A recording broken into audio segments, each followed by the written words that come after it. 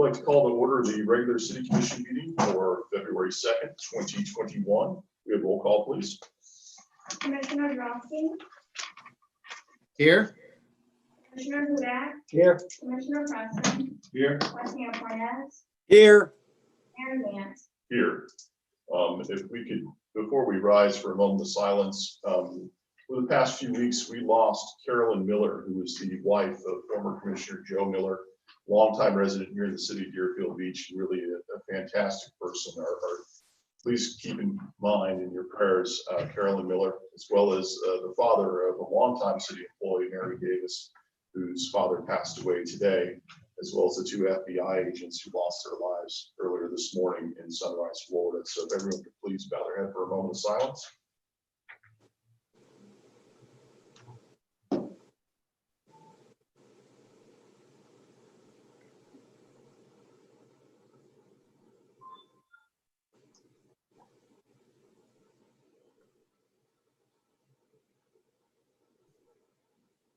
The Pledge of Allegiance.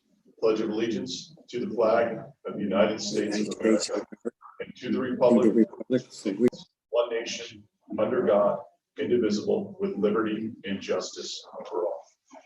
Thank you.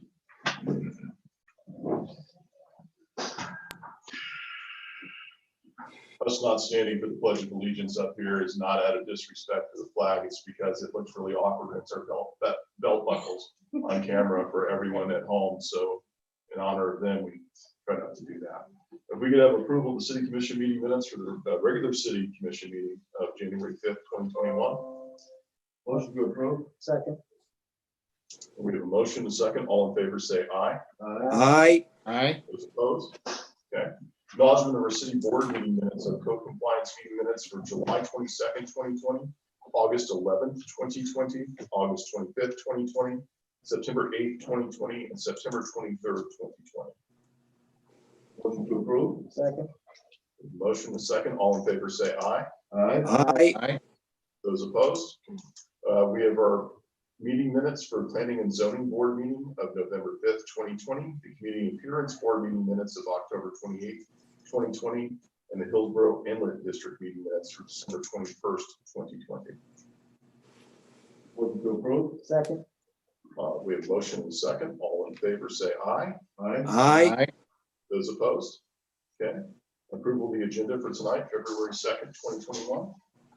Motion to approve. Second. Motion from Commissioner Preston, second by Commissioner Hudak. All in favor say aye. Aye. Aye. Those opposed? Okay. Madam Clerk. For members of the public wishing to provide comments during tonight's meeting, 2 minutes will be provided. However, 1 additional minute will be granted by Mayor Vance. Anyone connected online via Zoom video must hover the mouse at the bottom of the computer screen and click the participants tab. Then on the right side, a button marked Raise Hand will appear. Once you click that button, you will be recognized by your profile name and your audio will be unmuted. For anyone participating via mobile device or landline, you can simply dial *9 to raise your hand. You will be recognized by the last 3 digits of your phone number and unmuted at that time. Thank you. Thank you very much. We have our first item. This is a presentation by Don Witherspoon regarding the Fort Paul Foundation Scholarship. Commissioner Preston. Thank you, Mayor. This is a scholarship program that I think is a very wonderful program. I'm going to ask Don Witherspoon to come forward and explain the program to us. Thank you, Don. Welcome. We just need your name and address for the record, please. Jason Smith, 10438 Southwest 49th Place in the city of Cooper City, Florida. Ron Witherspoon, 586 Bridgeton Road in the city of Weston, Florida. Excellent. Mayor, Vice Mayor, Commissioners, City Manager, and Madam Clerk, thank you for this opportunity this evening. Jason Smith, I represent the men and women that provide the fire rescue services to this great city. And it was with great opportunity, pleasure, and honor to create a partnership with the Fort Paul Foundation to reach back out to the residents of Deerfield Beach and everywhere where we reside fire rescue services. So I don't want to take the further time. I want Don to identify not only the Fort Paul Foundation, but what the city is essentially afforded to through our partnership. Thank you. The Fort Paul Foundation, first of all, thank you so much for letting me come and speak to you tonight. I appreciate it. The Fort Paul Foundation is honored to be partnered with the IAFF, the local 4321, the provider of fire service, and all the fire service municipalities that they're with. What we are proposing is a scholarship for first responders, for high school seniors that would like to become first responders, firefighters, paramedics, or EMTs. We have the opportunity to provide 3 county-wide scholarships of $1,000 each for the students. And we would like your help in partnering to get the word out to your community. There are high school students that they don't have to be in the cadet program, but they do have to be pursuing fire, EMT, and paramedic. The Fort Paul Foundation was founded in honor of my husband, Paul Esau, who was killed in the line of duty about 3 years ago. He was a 18-year veteran paramedic. He was a critical paramedic, a flight medic, a field training officer, and an instructor. And he was just the most passionate guy I've ever met about saving lives and about encouraging others to do the same. It is a common theme when I run into people that knew my husband. Hey, I'm a great paramedic today because Visa, really helped me out. Or, hey, I did really good on my nursing exam because Paul took the time to go over the EKGs with me. I even had, about a week ago, a young man that called me and told me that he passed medical school because of everything that he learned from working with my husband in the hospital and my husband's job. So it's only, the scholarship means so much to our foundation to start this in honor of him, because we want to see future brave women and men in your city and your communities, and we would like to encourage them the way that Paul did. As you may not know or may know, there's no financial aid for first responders, for fire rescue, for EMT, for paramedics. There's really not a lot of financial aid out there available. So our scholarships will help cover the cost of some of the schools. So what we're asking is just for a partnership with you, with your city, to help us get the word out to your community and to the high school seniors about our scholarships. Excellent, thank you. And thank you guys so much. Thank you, Commissioner Preston, for allowing us to come. Thank you all so much. Thanks for being here, for everything. Thank you. If we can get more information, maybe to staff, to make sure you can review and take a look at that, and then perhaps make sure that our students here in Deerfield Beach know about that. Thank you. Okay, thank you so much. Our next item on the agenda is a certificate of recognition presented to the American Red Cross Broward County chapter for the recovery, assistance, and support of Deerfield Beach residents affected by a house fire that took place on Christmas Day. The American Red Cross feeds and provides emotional support to victims of disasters, supplies about 40% of the nation's blood, teaches skills that save lives, provides international humanitarian aid, and supports military members and their families. On Christmas Day in 2020, local American Red Cross volunteers from Broward County chapter responded to an apartment fire affecting 3 units at the Enclave Apartments at the waterways on Southwest 10th Street here in Deerfield Beach. Local Red Cross volunteer members of the disaster action team helped coordinate emergency aid to 7 people who were impacted by the blaze, including 3 children. The Red Cross provided emergency financial assistance, relief items like toiletries, health and mental health services, and one-on-one support to connect people to available recovery assistance. Families in our community across the country and around the world turn to the Red Cross every single day for help because emergencies don't stop. Please join us in recognizing the American Red Cross Broward County chapter for their continued support and assistance to the Deerfield Beach community, especially during these trying times. Do we have anyone here from the American Red Cross? Yes, I'm Paula Prendergast. I'm the executive director, and I'm here tonight. I hope everyone can see and hear me. I wanted to say thank you for having us here. I'm proud to accept this on behalf of our team.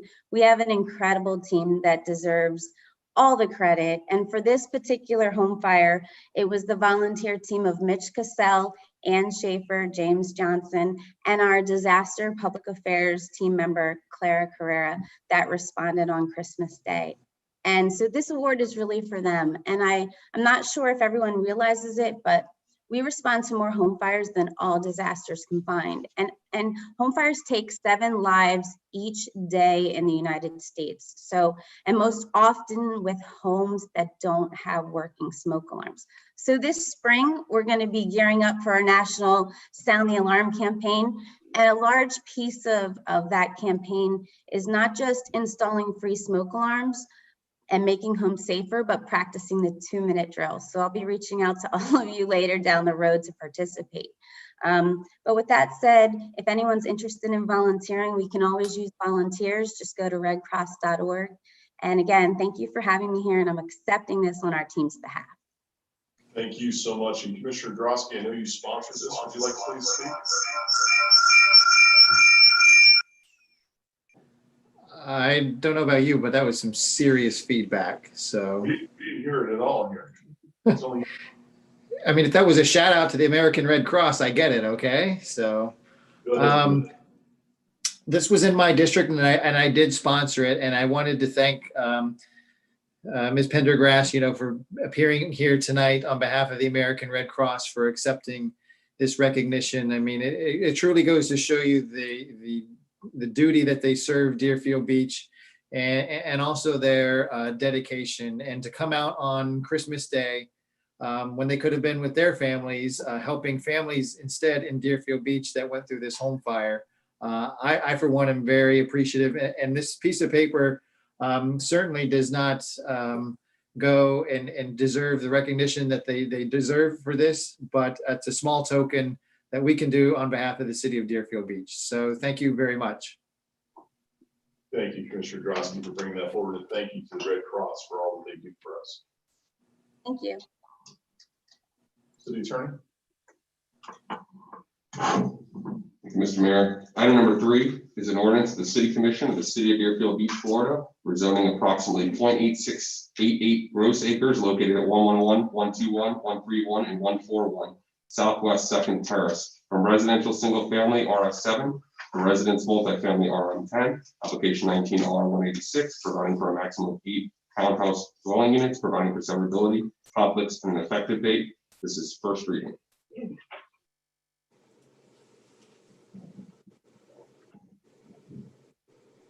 you, Anthony. Good evening, Mr. Mayor, members of the commission. Can you hear this? Yes. Okay, perfect. I'll start over with that note then. So good evening, Mr. Mayor, members of the commission. For the record, my name is Caitlin Forbes. I'm the lead urban designer and development manager for the Melbourne Planning Group, a SEPI company. I'll mention Jeff Kadams, our senior planning manager, is on Zoom with us tonight. And thank you for the opportunity to be before you tonight. Our firm's been a boutique land use and zoning firm serving South Florida municipalities for over 22 years. We've actually served on behalf of the city of Deerfield Beach in a few expert witness matters pertaining to sober homes and various other planning projects over the years. Tonight, we're representing a local family-owned development group in a rezoning request. Our client has experience building in this exact neighborhood and has brought beautiful redevelopment to the area over the last few years. Just as a note, our project went to the Planning and Zoning Board on January 7th and received unanimous approval. And in addition, staff supports the project. And I was talking with Eric, and it seems like someone on Zoom will be coordinating the slides presentation. Okay, great. Thank you so much. If we could just go to the next slide, please. Okay, so tonight's agenda. To summarize tonight's agenda, I'll try to be rather brief. We are very excited and passionate about this project, though, so I can't promise the brevity. I did have the pleasure of meeting with most of you ahead of time, so thank you for your time the other week and the week before. First, I'll introduce you to the site, summarize our application request, explore the existing conditions, review our conceptual plan, and address the rezoning criteria. So next slide, please. To orient you, our subject site is located south of Hillsborough Boulevard and west of Dixie Highway. And I'll show you this map in depth here in a minute. If we could go to the next slide, please.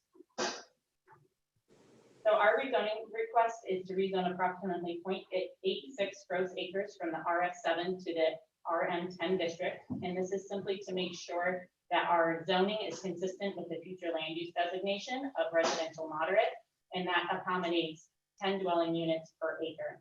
And our rezoning request is somewhat unique in nature because most of the times people coming before the commission requesting a rezoning are doing so to accommodate a real increase in their buildable density, maximize their unit yield. But as you'll see in our conceptual plan, our built density is really only increasing 0.14 units per acre beyond the existing entitlements. So the built density will go from 7 units an acre to 7.14. So if we're not seeking a increase in density, what are we looking for through this rezoning? Our rezoning request is primarily to accommodate a different building typology in townhomes, one that's not currently accommodated in the RS7 district. However, this rezoning will also accommodate infill development and serve as a neighborhood gateway. We fully satisfy all of the criteria for the rezoning request, comply with each and every goal, objective, and policy within your comp plan and the code. And we are excited to learn that the Urban Land Institute, an esteemed planning body across the country, brought to you a study for this exact area, and their findings were exactly what we're going to propose tonight and show you through our proposed development plan. So that was great to get third-party consensus in our proposal. If we go to the next slide, please. So as promised, here's our site map again. As you can see, our property is comprised of 4 vacant lots fronting on Southwest 2nd Terrace, and it's located directly adjacent to that Hillsborough Boulevard commercial corridor, as well as existing multifamily development. And next slide, please. So the next couple of slides are going to be a series of maps that we'll walk through. The first is the future land use map, and this is from your comprehensive plan. You'll see our site there located underneath the star. Again, this map just reiterates our adjacency to that commercial corridor along Hillsborough Boulevard, designated by the bright red area. And another note to take away from this map is that the neighborhood in its entirety is designated RM10 with that 10 dwelling units per acre maximum. If there was an intent for the development to shift directly from the intense commercial into low intensity detached single family, we would have seen a lower intensity designation applied to this neighborhood. So clearly the comp plan is leaving that opportunity open to create a transition zone. And that concept of a transition zone is something we're going to talk about later on in this presentation. Go to the next slide. So this is your existing zoning map. Again, we're right there where the star is. And this map again highlights that sudden shift from the commercial district to the detached single family RF7 district. Currently, there is no transition zone. Again, a concept that we're going to explore a little bit later. The conditions where we're proposing that there is that transition from the commercial to RM10 back into RS5, RS7 type districts actually already exists in the city. For example, if you're familiar at the southeast corner of Hillsborough and Powerline, and the northwest corner of Hillsborough and Federal. If you look on your zoning map, you see that great transition back into the lower intensity. Next slide, please. So this is actually a GIS analysis that we did back at the beginning of the project. So it's a little bit dated, but the conditions are still pretty indicative of what's on the ground there. You'll see 2 colors, green and a pink color. The green indicates lots that have structures that were built after 2010. You'll see there's very few throughout the neighborhood. So that shows the aging of the structures in the neighborhood and supports the concept of redevelopment. And the pink are lots that, according to BCPA, have more than 1 unit on the lot. So while the zoning map shows that this is a single family detached neighborhood, the actual built and existing conditions in the neighborhood aren't necessarily reflective of the zoning map. Next slide, please. So here's an aerial map of the site. You can see our subject site fronting on Southwest 2nd Terrace. And since this picture was taken, I'm happy to say that there's been some development activity across the street from our site. And this is going to be great for framing the street and creating that neighborhood gateway that welcomes residents into the community. Across the street, it will be a single family development, but it's important to note that having mirrored development is not a zoning requirement or even best practice. While you would see cookie cutter mirrored development in a master plan community, like the type of development you see when a Lennar or a Pulte comes in and everything's built at once.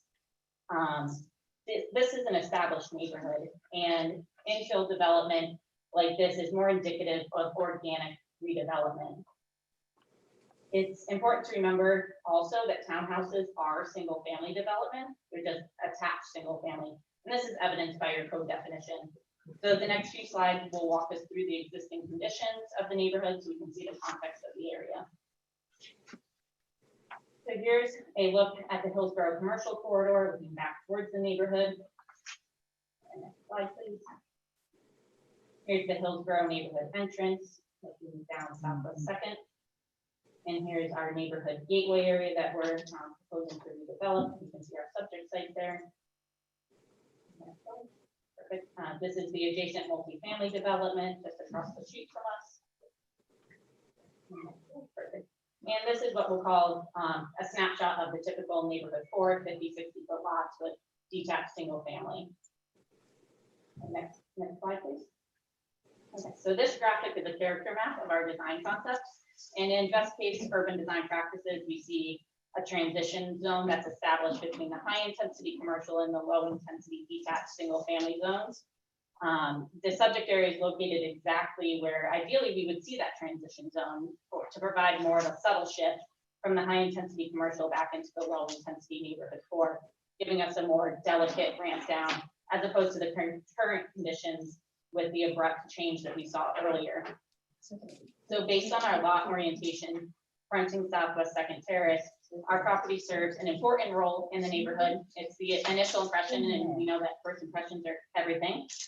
It welcomes residents home, back into the community, and our gateway design will frame the street, enhance the neighborhood character, support the surrounding property values, and increase both real and perceived safety by adding eyes on the street, in addition to offering entry-level homeownership opportunities. So the rezoning will accommodate 8 fee simple townhomes, each with, there will be 2 buildings, each with 4 units in them, and each unit will have an individual garage. And we'll look at the various architectural elements here in the coming slides. And next slide, please. So this slide should look somewhat familiar. Some of its contents were presented to you by the ULI, I believe just before the holidays, where they explain the concept of the missing middle housing. And the concept of missing middle housing has been a hot topic in the planning world recently. It's basically the idea that there's a bell curve in development in most cities, meaning we have a high amount of these detached single family and a high amount of apartment style dwelling units, but what we're really missing are those mid-density housing units, the townhomes and duplexes, the units that offer entry-level home ownership, and what ULI refers to as gentle density. You know, the missing middle really fills that gap for people whose lifestyle doesn't quite match the high-rise apartment building, but can't quite afford the cost burden of detached home ownership. As ULI notes down in their graphic there, missing middle housing typologies are critical for healthy neighborhoods. Could you go to the next slide, please? Okay, this is another slide from the ULI presentation where they suggest this exact building typology for this exact area. So again, it was nice to see that third-party verification there. Next slide, please. This is our concept plan. It's important to note that the concept plan is just that in nature. We'll be back before you for site plan and CAB approval, should the rezoning be approved. The purpose of this is mostly an exercise to demonstrate that we can comply with the zoning standards of the new district, and we certainly can. So here you'll see the 8 units split into the 2 buildings with approximately 25 feet between them. And next slide, please. And here you can see the plan in its context, fronting Southwest Second Terrace. And next slide, please. And the next few slides will look at the conceptual elevation design. You can see the individual garages, the individual entrances, and really the high level architectural treatment we're looking to bring to this area through the application of cornice treatments, balconies, and stucco banding. And I'll take the time to remind you that our client is a local developer who's been building in this exact neighborhood. There was some concern at P&Z about pricing, but with their experience in the local area, they're definitely very aware of the local market demands and appropriate marketing rates for the neighborhood. There's no intent to bring $600,000 townhomes into the area. We could go to the next slide. This is the side elevation. So something that's unique here, unlike most developers that stop the architectural treatment at the front facade, which is where you make the money, where you get the biggest bang for your buck. Our developer plans to wrap all four sides of the property with equal levels of architectural treatment. So this is the side elevation. You can see the continuation of the cornice treatment, the banding, the window framing, etc., the front and rear balconies. Go to the next slide, please. And here is the rear, again, the balconies, same level of architectural treatment. So no matter where you do the project from, it's a beautiful addition to the neighborhood. Next slide. Okay, so to wrap up our presentation, we'll review the rezoning criterion. You'll see the criterion at the top, followed by our verbatim response in the justification. I won't read that to you, but I'll summarize it. So the first criterion is that the petition for a change of zoning will not result in spot zoning or contract zoning. So if you're wondering what is spot zoning, what is contract zoning, it's defined as allowing a use that is totally different than the surrounding area. It can also be considered zoning that's inconsistent with the comp plan. So for example, allowing industrial in a single family neighborhood. The proposed rezoning is inherently not spot zoning because the use remains residential and the density is essentially the same. Again, noting the proposed amendment simply brings the zoning designation into conformance with the existing future land use designation. Next slide, please. Okay. The second criterion is that the proposed change is consistent with the goals, objectives, and policies of the comprehensive plan. You might have heard those referred to as the GOPS. And while we do comply with all of the GOPS, we selected a few to highlight here. The first objective is to discourage urban sprawl. And as an infill development, we are the antithesis of sprawl with this project. The second is a goal that requires redevelopment of blighted and deteriorated sections of the city.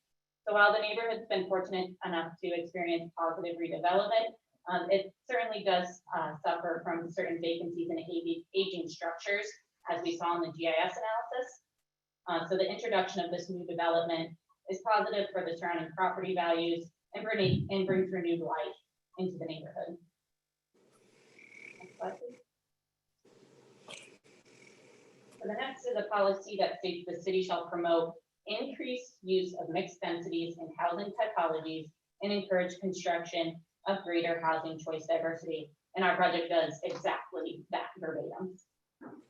And the last policy we'll touch on is that the city shall encourage infill development on vacant and underutilized sites. And I couldn't think of a more textbook definition of what our project exactly is. The next one, please. So the third criterion is basically stating that conditions have substantially changed from when the zoning was originally placed on the property. And market changes were a primary driver for the requested rezoning. Our client is aware that Broward County is statistically one of the highest cost burden counties in the country in terms of housing. The subject parcels have remained vacant, but with the recent redevelopment energy, we looked at the highest and best use, as well as the best application of urban design principles in coordination with the ULI study. Of course, we are consistent with what they recommend. Also, the concept of missing middle housing, filling that gap for those middle density units is something that was not necessarily talked about when the zoning was originally placed on the property. Next slide, please. So the fourth criterion is that the proposed change will not adversely influence residential living conditions within the neighboring communities, and that's defined as a radius of 500 feet. So within 500 feet, there's largely original detached single family development, as well as the commercial and multifamily. Our subject site comprises the entire western block face at the entrance of the neighborhood. And this gives us the unique opportunity to be that welcoming block face into the neighborhood. So we do have an important role with our site. So infill development here will have both a positive aesthetic and a positive economic benefit. Residents will be welcomed into their community by a beautiful and activated block face rather than the vacant lots. The development will put what we call eyes on the street without truly increasing the maximum buildable density. And the last one, please. So this is that the proposed change is compatible with the developments in the adjacent neighboring communities, their uses and their zoning. So kind of similar to the last criterion, within 500 feet of the subject site, development includes, again, commercial, multifamily, and detached single family. And there's already that ready-made transition zone that takes us from the intense commercial back into the core of the detached single family neighborhood. And that's where our subject site is. Townhouse development is single family development as evidenced by the definition in your code and urban planning practices. So it's apples and apples. It's not apples and oranges. We're putting single family in a single family area. There is no better transition use than what is proposed through this development. And last slide, please. So to summarize, our rezoning request is to rezone approximately 0.86 acres from the RS7 to the RM10 district. We're consistent with our current future land use designation. We're not really seeking an increase in density, but rather the rezoning request is to accommodate a different building typology, being townhomes. The rezoning also accommodates infill development and allows us to create this beautiful neighborhood gateway. We satisfy all rezoning criteria and fully comply with the comp plan. And we're excited to say that this is a exact delivery of what ULI described for this area. So thank you for your time, and we'd be happy to answer any questions from the commission. Thank you. Commission. Questions? Commissioner Preston?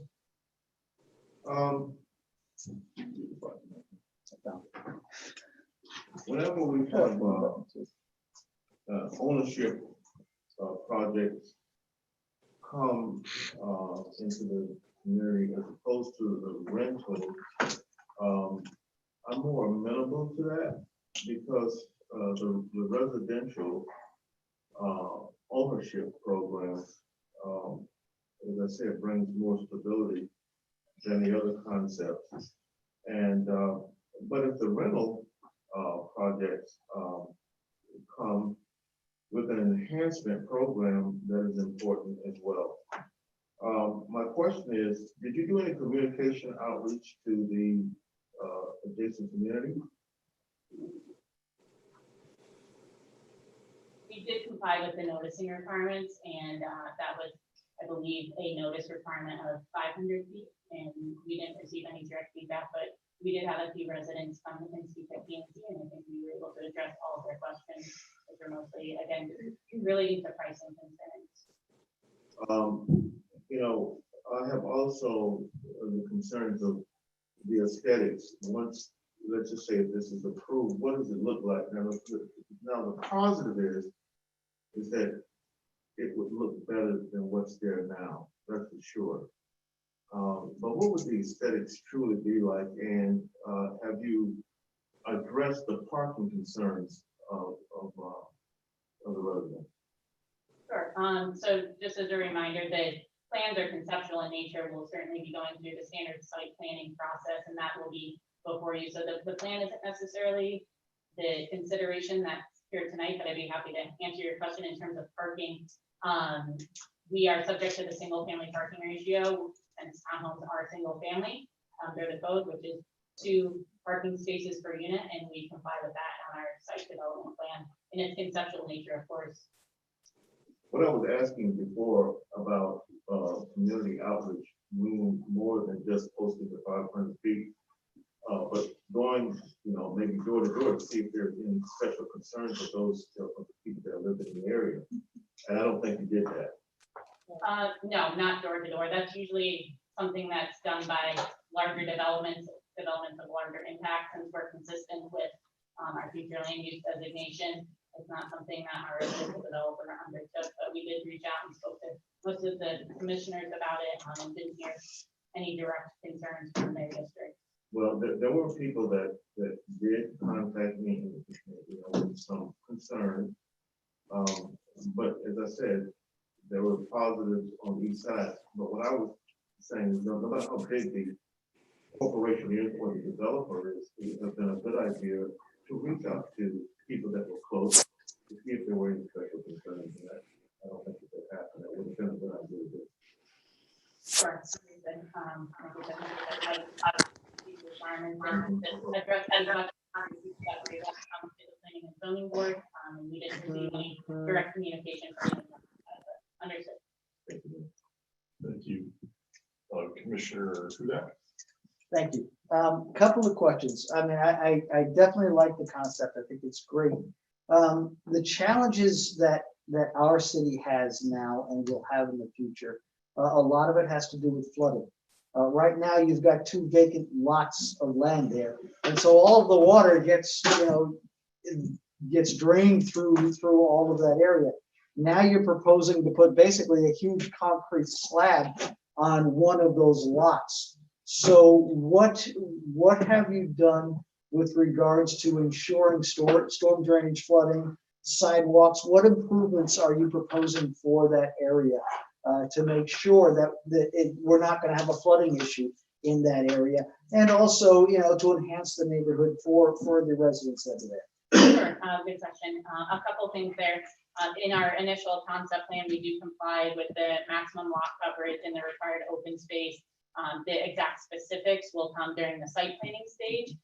But just as a note, I know we serve as a planning department for a couple other municipalities here in Broward, and we actually see a lot of flooding issues when it comes to detached single family, because you often see those lot lines maximized. You see single family detached building almost lot line to lot line, and then those very narrow gaps become muddy pits. There's huge drainage issues. We've actually had to address flooding in single family much more so than our multifamily areas in our cities that we represent because of those narrow side yards. So we anticipate that the multifamily development that we're proposing will actually be for the betterment in terms of flooding. But that is certainly something that will be addressed fully during the engineering phase of the site plan. And improvements to the area, sidewalks and things of that nature. Yes, sidewalks, of course, will be included. I'm not sure if we can pull up the concept plan or not, but again, the conceptual plan is just that, and tweaks can be made along the way. Okay, thank you.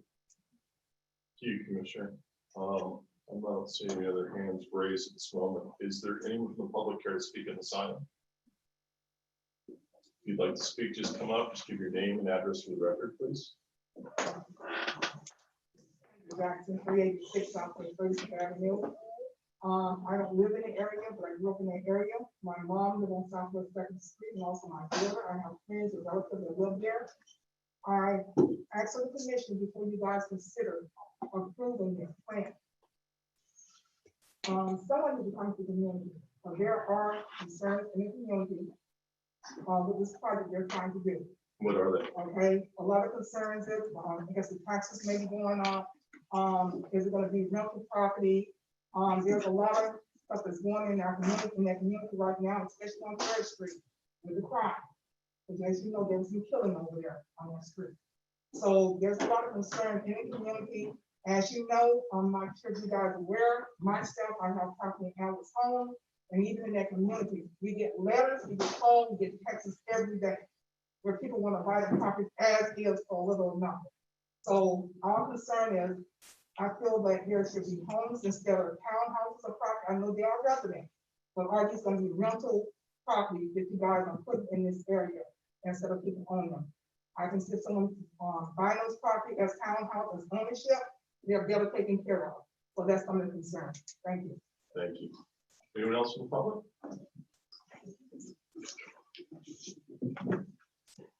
My name is Shirley Sands.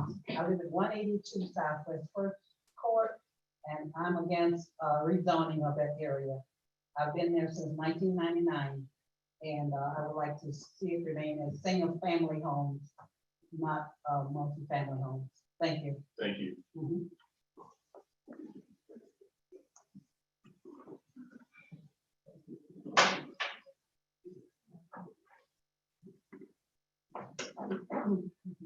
I'm in Brandon Sager, 3500 Southwest Boulevard, City of Deerfield.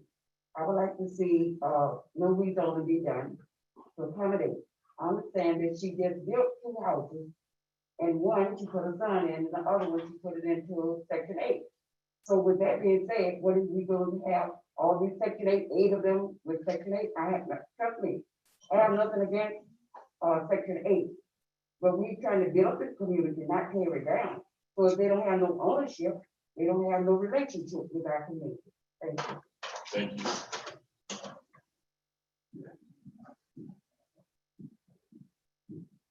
Greetings, my name is LaTonda Graham. I live at the address. I'm sorry, not to speak just a little bit. Sorry. My name is LaTonda Graham, and I live at 167 Southwest First Court, right down the street from the multifamily rezoning request. I am totally against that. I've been at that property that I live at 167 since 1967. I would like to see it continue to be a single-family home area with homes built, not townhomes. And I know in the future, it will affect all of our costs as far as tax and so forth. So I am totally against this rezoning. Thank you.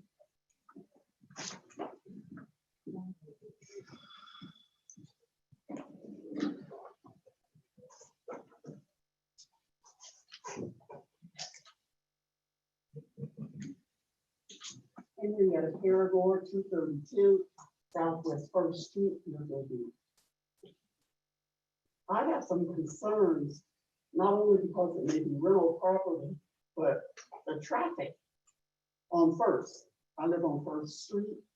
If you come down Hillsborough with the restructuring of Hillsborough and how traffic backs up on First Street, then you will understand that a lot of times you can't get out because people are pulling off of Hillsborough, coming on First Street, trying to beat the law. So we're concerned about that as well. I'm also looking at, with taxes and education and all of that is going to be impacted by all of this. I am not in agreement for the rezoning, improvement, duplexes, single-family homes. I'm in agreement with that. But when you start putting rental properties, if you go on First Street, you will see that the apartment complexes that are there, if the landlords don't maintain them, they are not maintained. And we need to take a closer look at it. It sounds good. I know it comes in off of 95 going to the east, but you have to realize it took us over 2 months to get 4 8-wheelers removed off an offset of property. 4 18-wheelers. It should not have taken 2 months, but it did. And people were upset, and we need to look at this because it's not right. If you're going to improve the neighborhood, improve the neighborhood. Because it's going to impact the entire city. Because we're the gateway to the east, coming off of 95. Bill, I have a question for you, if you don't mind. Yes. You said it's going to affect education. How do you mean? Well, with taxes, when they take the census, Which has just been taken. they just been taken, right? As people come in, you will find that a lot of people don't even do the census. That's why they have them knocking on doors. Right. Some have gotten to where, and then they don't even do them, then sometimes they do. We want that area improved. But why should we suffer to get it improved? Okay. Homes would be great. We're not knocking that. We would like to see development there. But if it's going to be rental property, That's your biggest concern. Is it? that is my biggest concern. Okay. Thank you, ma'am. Appreciate it. Anyone else from the public?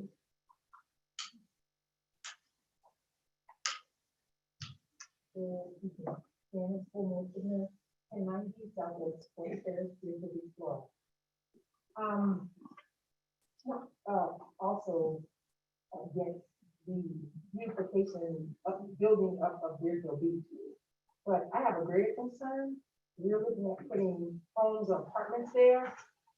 But within another month or so, we're looking to try to find where we're gonna bury our loved ones. There's not even anywhere at the cemetery left to bury them. Ma'am, you'll have to stick to this subject matter if that's all right.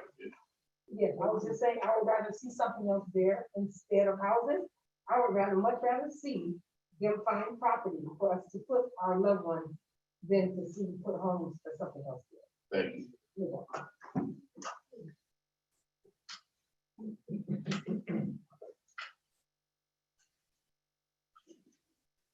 Good evening, commissioners, vice mayor, mayor, and all others. My name is Laura Parrish, and I own property located at 130 Southwest Second Terrace. I own the property directly across the street along the Southwest Terrace corridor, which is directly across from the proposed townhome. I must say that I am for development, growth, improvement in our community. However, I am concerned for several reasons that this proposal may not be suitable for our neighborhood. First, I'm concerned with the increased flow of traffic and congestion. Building 8 additional units may not seem for some too many. However, we're talking about 4 bedroom, 2 bathroom, multifamily units. These units may come with 4 or more additional family members, more visitors, 2 or more vehicles, which leads to my second concern, parking issues. Although current building code requires 2 parking spaces, that's a 1-car garage with a 1-car driveway, this still may not satisfy the requirement and may lead to insufficient parking for these units. This is already occurring in the neighborhood. The same developer just recently built 2 homes, 4 bedroom, 2 bath, with a 1-car garage, 1-car parking space. And the tenants are parking along the swell. They're parking across the sidewalk, and this happens daily.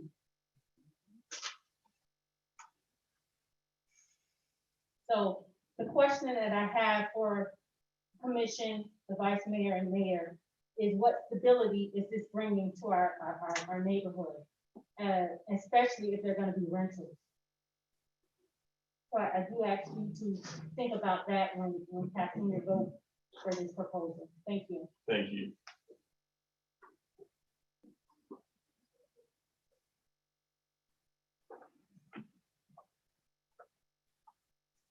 Good evening, Mayor and these commissioners. Mayor, and commission, when we look at this property, me as a child, Your Terry name and Scott, address for the record, Terry please. Scott, I'm sorry, Mayor, Terry Scott, 180 Southwest 3rd Avenue, Deerfield. Thank you. When we look at this property, as a child, I grew up right there. That property has been vacant all of my life, that's almost 50 years. It's had nothing on it. Of course, we want to see development coming into the community. We would love to see that area come up with some development. Some of those folks that have spoken, their parents built their homes there in the 50s. The Jacksons, the Roundtrees, the Majors, the Brooks, they still reside there. Matter of fact, Ms. Brooks just passed a few months ago, spending almost 70-some years on that one block. Of course, we want to see development. God knows I do. But when we look at development, all the facade that we heard tonight is good. But you never heard one time that the community was involved in any of it. The community needs to be involved. I believe just about a couple of years ago that this commission passed a law that we would no longer seek after 500 feet for 1,000 feet when you're talking about development. Yes, it's not a big development, but it is a development. It's gonna affect lives. It's gonna change lives. And of course, we're looking for change, but we're looking for change with partnership with the community thereof. Just don't come and give us anything. As Laura just spoke and said about the cars on the new property, on those new homes that are on the sidewalks, that are staying on our sidewalks. Yeah, it's happening, and it's new development. That's not what we want to make our communities look like either. We want betterment for the community. So when we are building, we want to build with that in mind, to come in and to bring these communities up. Just across from there, the young lady showed on video the apartments on First. Of course, it looked good by those films, by that picture. But go there and see. When we have landlords that really don't care, just go and look. Look at it. The pictures look very nice. But when you absolutely go there, I live there every day.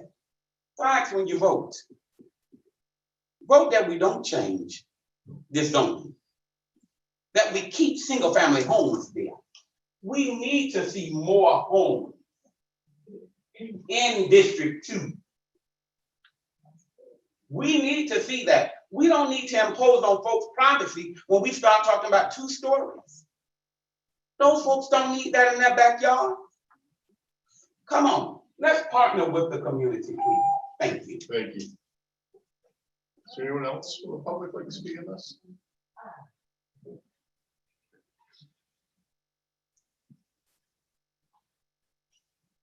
Hello, my name is Linda Jones. I live next door to the lot. For student apartments, I disagree with that. Family homes would be okay. Because number one, that's invading on my privacy. Another thing too, right, like it was said, there's no other part. And it's just, I really don't, I don't think that's a good idea. Family home, yes. Also, that's gonna take the value from our homes. How is that? You know how, when you put apartments there, how you know if the people gonna stay there? You gotta figure out who you're gonna put, and you gotta know who you're gonna put in your apartment. You can't just build apartments and then put people in there. You don't know what these people pay for. I like safety. My home is broken, and I refuse to have that. I like being in my backyard peaceful, not look over my shoulder. So, like I said, if you want to put homes, that would be great. Apartments, I disagree with it. Thank you. Thank you.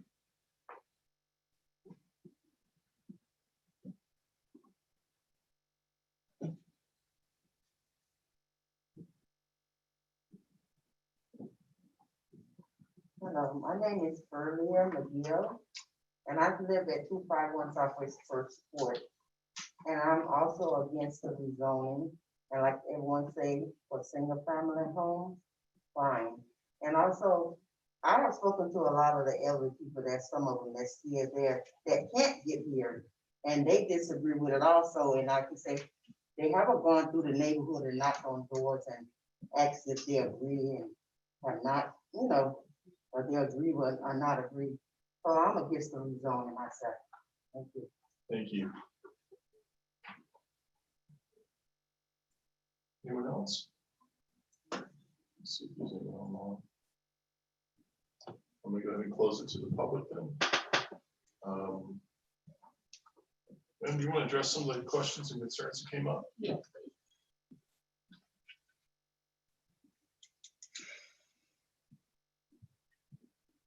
Thank you. So I think we heard a lot of qualitative and perhaps some subjective assessments of what will happen in terms of traffic and taxes. And while we're certainly appreciative of the concerns, we did provide our competent and substantial evidence in regards to rezoning. So I'll walk through a couple of these concerns. In terms of the project itself, I'll just reiterate that this is single family development under the code. It's not multifamily. These are on individual fee simple lots, 1 unit per lot, not multifamily, not apartments. This is single family development. So let me just clarify to make sure it's really clear. These are not apartments. So I don't know where anyone's getting that information from. They're not apartments. Is that correct? Okay, so they're single family homes. They just happen to be built a little bit different. They're attached, yes. They're Under the attached. city's code, Right. this style of development, being townhouse developments, they are defined as single family. Are they rental properties or are they going to be sold individually? They're fee simple lots. Pardon? It's a fee simple ownership, so there's 1 unit per lot.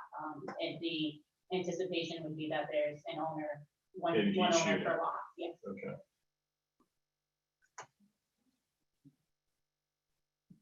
In terms of traffic, I know traffic is a major concern of all residents in almost every city in Broward. The traffic increase based on this development over single family is very menial. It comes out to be, we did a quick map assessment. It's like 4 trips per peak hour. So that's what 1 trip per 15 minutes. It's very menial in terms of additional traffic impact. I heard some comments about crime. The concept in the planning world is that eyes on the street reduce crime. So by providing additional eyes on the street through additional homeownership opportunities, additional dwelling units, you're actually likely to reduce the crime. You have more people keeping eyes out on the neighborhood. So that should be a betterment for any crime concerns in the area. In terms of taxes, that we don't really have any insight on the tax increase or potential tax increase. Usually, with this redevelopment in the neighborhood, residents can expect or anticipate an increase in their own home ownership or their own home values. But in terms of taxes, I don't think any of us here can provide competent evidence on what's going to happen with your taxes in the future. Again, this is exactly what our third party board, being the ULI, the Urban Land Institute, suggested for this area. They, beyond what we presented as our opinion and our competent and substantial evidence, you have a countrywide renowned planning expert, ULI, that suggested this exact type of development in this exact area. Obviously, this type of development isn't appropriate throughout the neighborhood, certainly not at the core, but on the peripheral. We provide additional homeownership opportunities. We meet all of the goals, objectives, and policies of the comp plan by providing that mixed density, by providing that differential in the homeownership typologies, being townhomes versus the single family versus the apartments. So based on our competent and substantial evidence, we feel that we meet all of the rezoning criteria. And we'd be happy to meet with, any residents with concerns in terms of the overall design. I know we did meet the noticing requirement. We did not go door to door, just because I said that is typical of the larger developers to do that, development with more impact. But we are consistent with the future land use designation. So there was already anticipation of this level of development in the neighborhood, which is why there wasn't that door-to-door outreach necessarily. Happy to answer any other questions as well. Thank you. Mayor, can I ask a question to her? No, ma'am, not right now. I close it to the public. Commissioner Hudak. Thank you, Mr. Mayor. A couple of questions. I mean, well, an observation, first of all. This plot of land has been vacant for at least 50 years. So if there was an opportunity to put single-family homes on this vacant piece of land, it would have happened within the last 50 years, and it hasn't. So this is an opportunity to actually develop some vacant land that maybe tractor trailers have been using to park or whatever the case may be. I do have a question for Eric. Eric might be able to answer this question.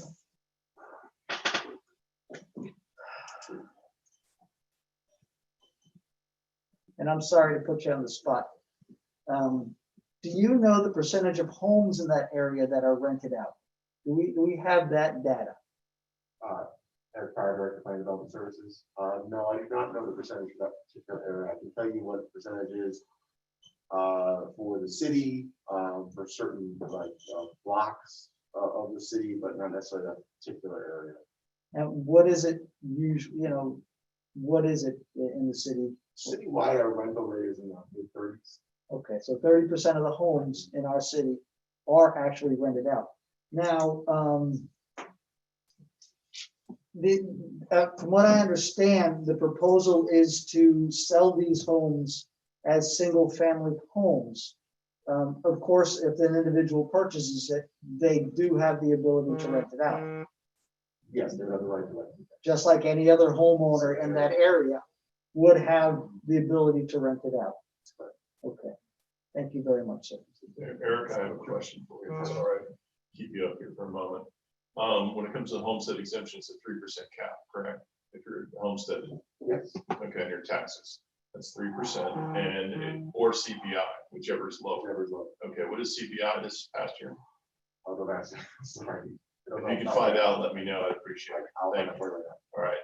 So for those of you who are concerned about your taxes going up as new developments in there, whether it's a single family home or it's these townhomes, if you're homesteaded, you have a cap on your taxes and what they could go up. 3% would be the absolute maximum, no matter what they put there. If they put $1 million mansion there and increase your property values by $1 million, it can't go up more than 3% of what it is right now. And it's actually probably lower because I think, I know like 2 years ago, it was 2.1%, which was CPI, which is what it is. And Eric's going to let me know what it is. But so when it comes to that, your taxes going up argument, it doesn't really, if you're homesteaded and you're protected. And if you're not homesteaded, then it means you're probably renting. So that kind of offshoots your argument on being against rentals. Commissioner Hudak, you just spoke, and Commissioner Drosky. Thank you, Mayor. I first want to state that I met with the applicant, Ms. Forbes, before the meeting tonight, and we had quite a long discussion regarding this project. So a lot of my comments about the project have already been incorporated into her presentation, which was quite long. So I don't have anything new to add tonight that I didn't discuss with her previously, but I'd like to remind my colleagues, this is a rezoning that we're being asked to approve tonight. A lot of the questions that I'm hearing as the train goes behind me is that is more appropriate for a site plan. You know, the devil is in the details, but we're not at that stage yet. We're just asking to rezone this particular property. And the way that I look at it is that the applicant is right. This fits within, we just had the ULI come in for a very lengthy presentation. They were in the city for 2 days. And I think this is exactly what the ULI was talking about for the Dixie Highway corridor. So I don't see any problem rezoning it tonight. We'll have a different discussion, you know, perhaps with the site plan, which is next. But for tonight, I don't have a problem with this. So I'll probably be voting in favor of it. So thank you, Mayor. Thank you. Commissioner Preston. Thank you, Mayor. As I said before, that the ownership projects bring more stability than anything else. And it was previously mentioned that that tract of land has been there and been vacant by some of the residents for a very long time. And it has been. But when a plan comes, it matters to the resident what that plan is. It doesn't matter that a plan is done. What is that plan? And does that plan embrace the core of the community? If it does not, there's a problem. As many of the residents that's adjacent to that property, you haven't talked to one person, not one person got up and spoke in confirmation of this. Why? That has to be asked.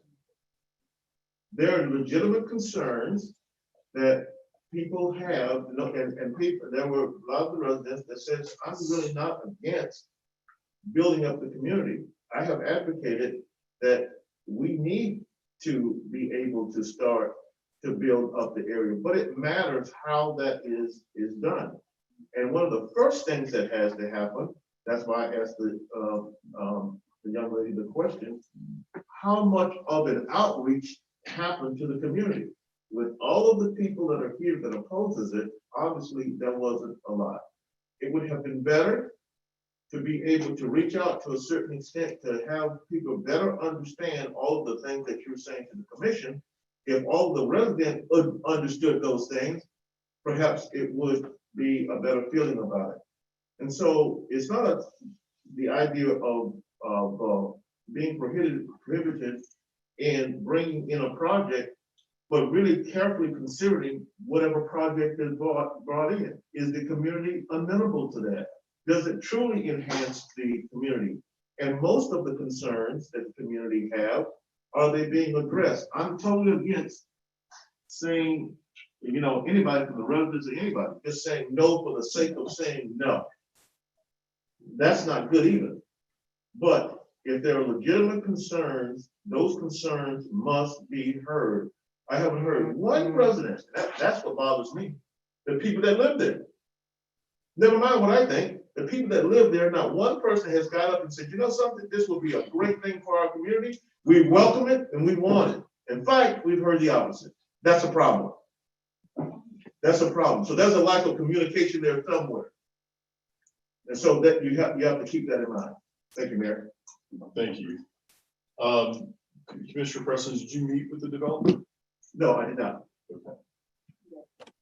That would, and that's the one thing when I did meet with them, is that I asked what the community outreach was on this. And I know they talked about mailers and there was no replies to any of the mailers. So obviously you guys knew about the meeting enough to be here. So there had to have been some sort of communication. You wouldn't have been here if not. There's a big sign on the property that helps. But also I think when it comes to that communication, going to Commissioner Preston with some of these concerns would have probably cured some of that, and meeting with the commissioner would be helpful as well. But this is a zoning change. This is, if you put single family homes there, if that's your biggest opposition is you don't want apartments, these aren't apartments. These are single units that will be owned by an individual, just like if it was a single family home. That's what's going to happen. Excuse me. You don't get to speak out. You had your time to speak. I understand what you're talking about, whether height or whatever it may be. That's what we come before when we go to the next phase of this. That's when a lot of the concerns that are brought up goes for the next phase, not the rezoning portion of it. When it comes to individual ownership, if that is what your concern is, if they are going to be individually owned, can they rent them? Yes, they can rent them. No different than anybody buying a single family home and renting it. They can do that. But these aren't rental units. This isn't a landlord that owns it and rents it out and leaves it alone. These are owned by individuals. Someone comes and buys it and decides to rent one of those units. That's no different than a single family home going in there. The traffic impact is minimal, but I think it is something that we need to look at. But there's nothing there now. Putting anything there is going to have a traffic impact. So I don't want to say it's not going to impact you guys. Absolutely it will. Whatever goes there, anything that's built, and you go from an empty lot to whatever was allowed before if we do this rezoning, then you're going to have an impact, certainly. But the amount of vehicles on this will be very small. If you have issues with people parking across the sidewalk, it's real simple. Call code enforcement. They should not be doing that. I really hope that's not what's going on. That doesn't exactly welcome people into the neighborhood by treating it that way. So let's hope that that's not occurring and that can be curbed immediately. But I don't have a problem with this project.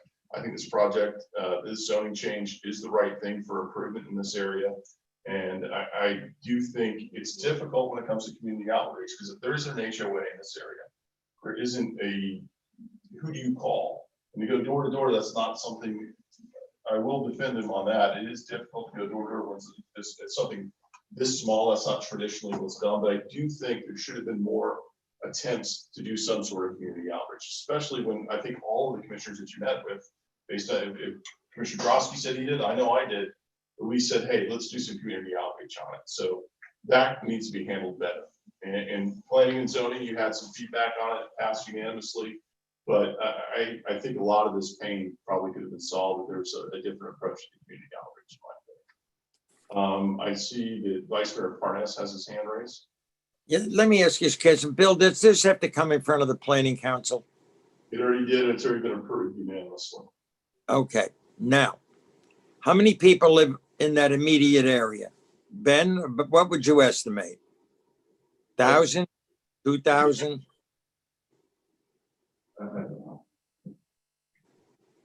Your Can you point, give me- My point is that whenever we do a new project, we do have a few people that come and voice their negative opinion without ever even seeing a site plan, which hasn't been approved. I would think the vast silent majority has not voiced their opinion.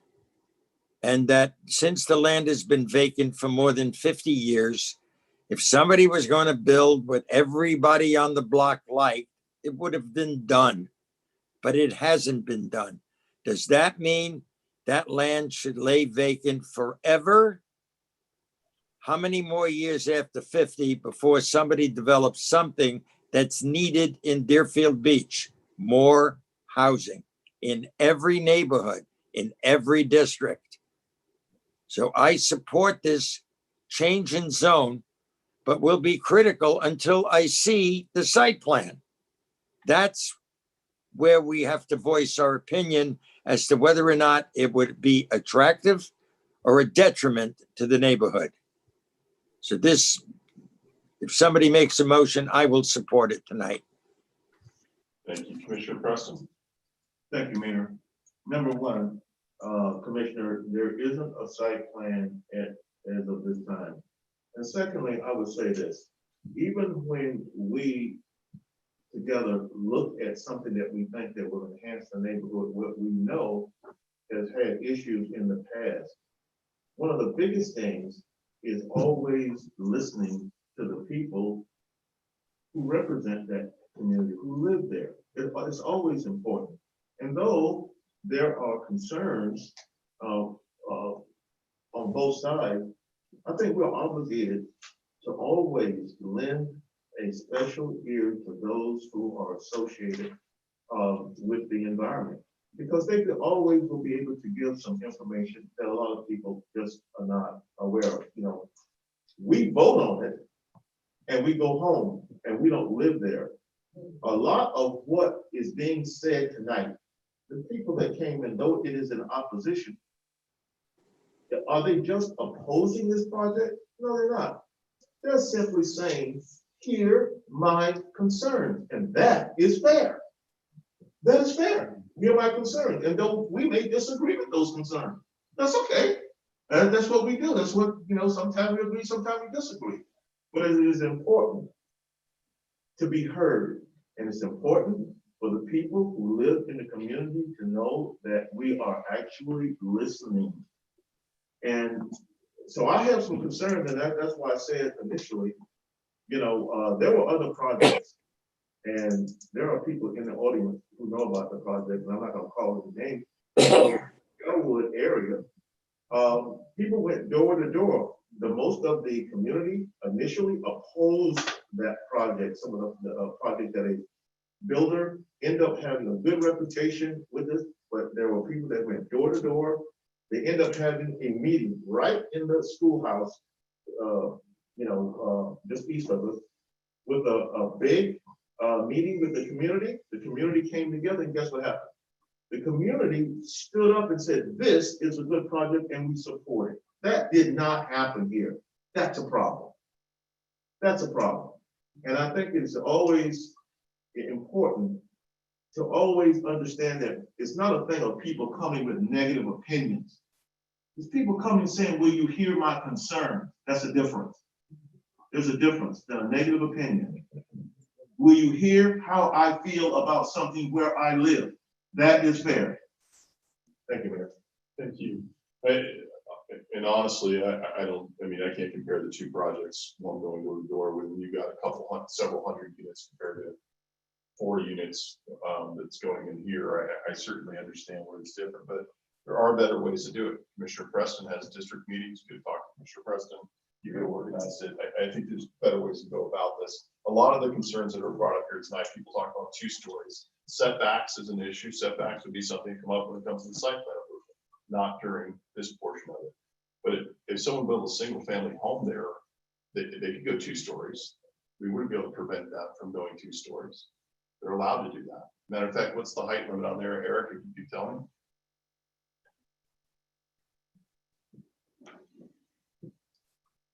Eric Power again. The maximum height for RS5, RS7, and RM10 is all 35. 35 feet, which is how many stories? Approximately 30. Okay. And I'm sorry, and the CPI is 2.3 right now. Okay. So there, it is what? About 2.3. 2.3. Okay, so 2.3% is the most it would. Plus you need existing comps, and there aren't existing comps. So I think everyone's taxes are going to be just fine. But when it comes to the height, they can go 3 stories there if they want it as a single family home. They would be allowed to do it. That's what our zoning allows currently. So a lot of the concerns I've heard tonight are specifically about site plan. And certainly those are things that I would hope the developer has learned their lesson and know that they now see a path and how to communicate to the residents out there that be able to get some of their concerns addressed. Commissioner or Vice Mayor, you said you wanted to, did you want to make a motion, or are you just going to support a motion by someone else?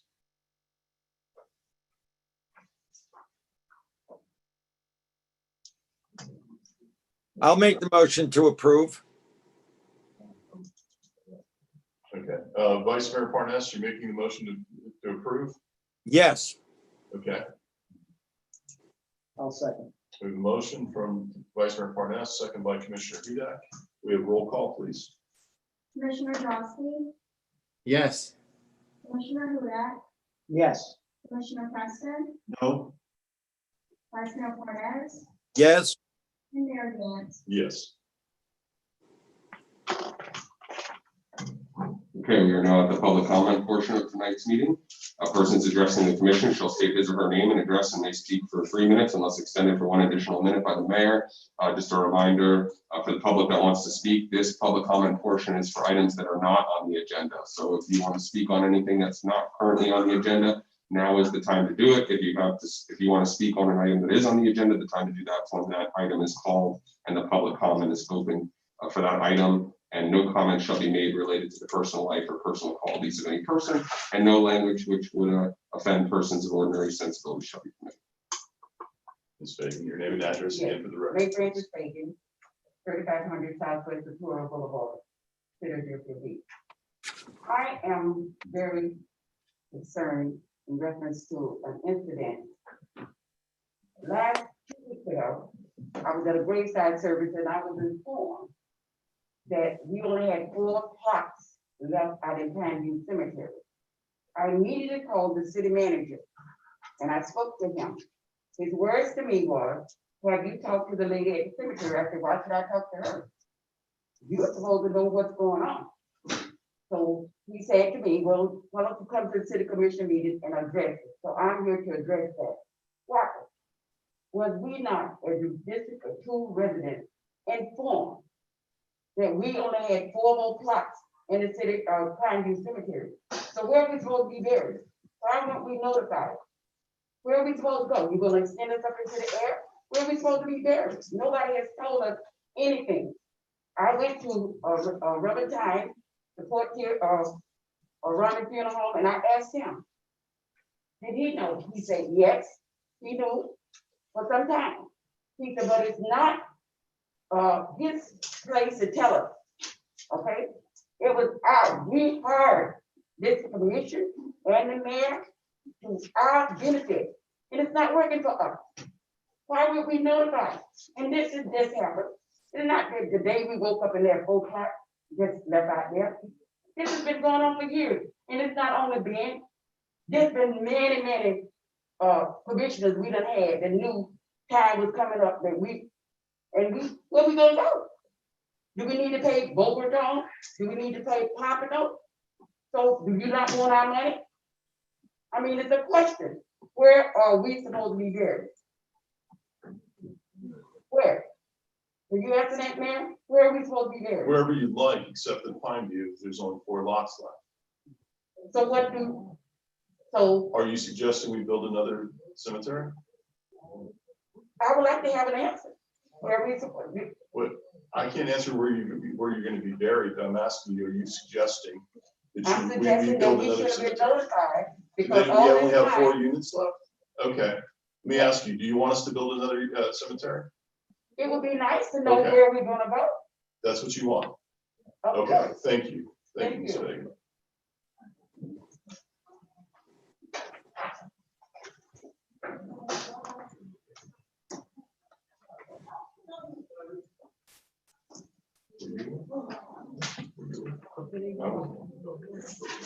Yes, ma'am. I'm so sorry. Go right ahead. My name is Chanel.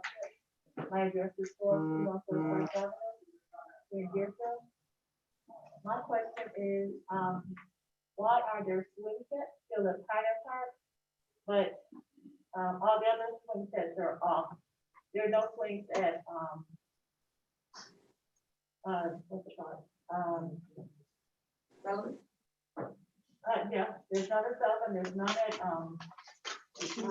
yeah, what, I'm sorry, say again? Yeah, okay, basically, I'm sorry, I didn't know I could even say this. That's I okay. hope I don't know. But yeah, the swing sets are still there, but with COVID, I thought they took them all down. But I noticed at the other parks, they're all down, but they're still at Pioneer Park. Pioneer Park still has some seal on. Yeah, Okay, yeah. thank you. You're welcome. We'll find out about that. Okay, thank you. Hi, Sandra Johnson. I just want to thank the commissioners, the mayor, the city manager. I just experienced something here a few years ago. Something just happened. I can't speak on it, okay? Where I heard Mr. Gorski, and I heard you guys say, Strosky. Gorski, that's not right. But anyway, I heard you guys say that this developer, this contractor, the lawyer who just left here, that she spoke with you guys, that where that project is being built in this city. My concern is, why did she speak for being Preston? Since you're talking on something that's already been talked about, let's just talk in generalities. Okay, It doesn't make sense for someone who's building in a district to talk to the district commission. that's what I'm saying. Okay, we'll let Commissioner Preston talk about that. And I was just concerned, I just know, I wonder why they didn't reach out to him. Well, And just I have feel that same disrespectful, question. I Okay, have that same that's all question. I'm saying, get you guys on the side and not getting help. Thank you. Thank you. Anyone else from the public care to speak?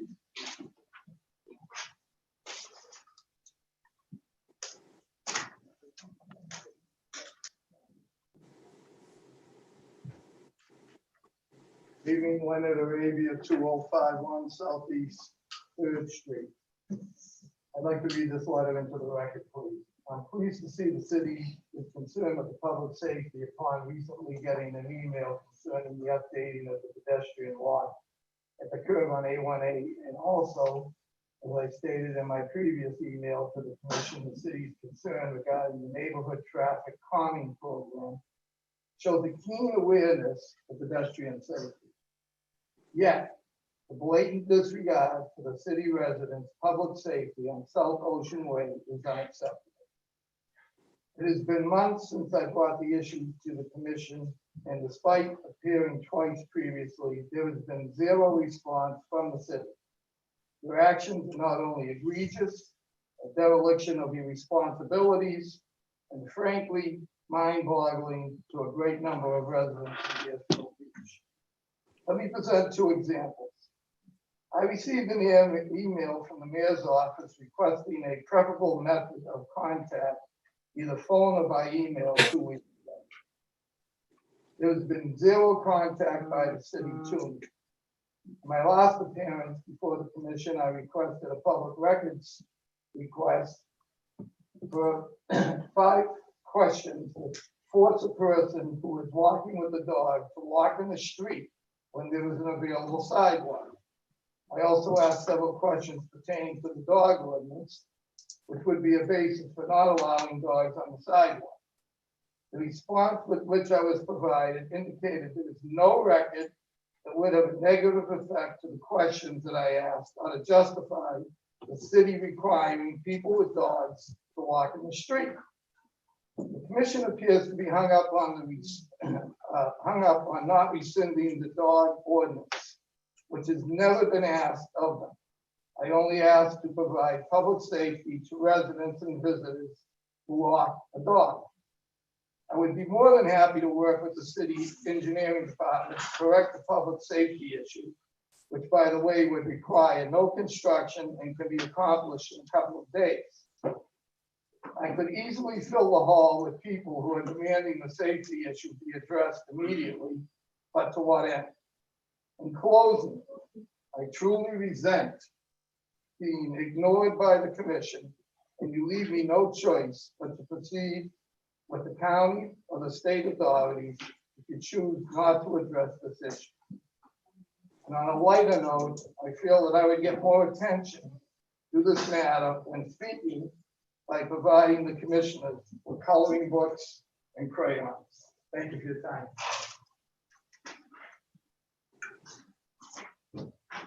Are those the coloring books? No, not yet. Okay. If I come We're gonna- next time, I'll bring some.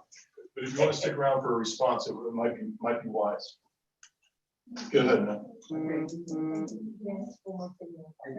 I'm so sorry. Can you just say a little bit louder?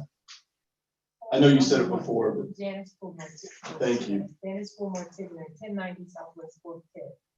And I apologize that I wasn't on the subject at the time when I came up before. That's okay. But I have a concern as well. It's just that I know some months, maybe a few years ago, when I had mentioned before about. Can you pause one moment? Can we pause a minute? Sir, if you want a response, why don't you stick around and wait for a response as opposed to leaving? Thank you. I think you've had more than enough. Okay, you can leave then if you'd like. I'm just giving you the opportunity to be heard, but if not, you can go home. You have my telephone number, which you asked. Sounds good. I'm sorry, ma'am. Go right ahead. I know that hopefully we were able, there could have been a possibility, a chance of us doing some type of deal or bargaining or something with them so we could able to get discounts there. But I'm wondering, is there any land anywhere that there can be a cemetery for the, not just the African American community, but the African Americans don't all want to go to Pioneer Park.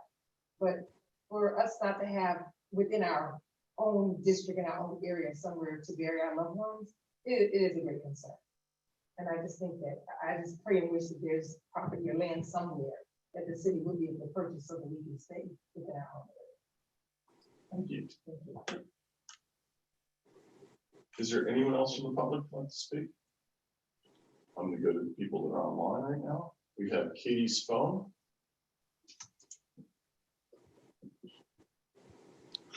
Good evening, Mayor and Commissioners. I have two different things I'd like to address with you guys this evening. Name and address for the record, please. Oh, I'm so sorry. I'm sorry. Katie Freitag, 418 Southeast 2nd Street. The first thing I wanted to bring up is regarding the food distributions that have been taking place since April at Quiet Waters. Although many city departments have rotated their staff to work the distributions, there have been hundreds of volunteers that have also participated. Some of them since the very beginning, not even missing a single week.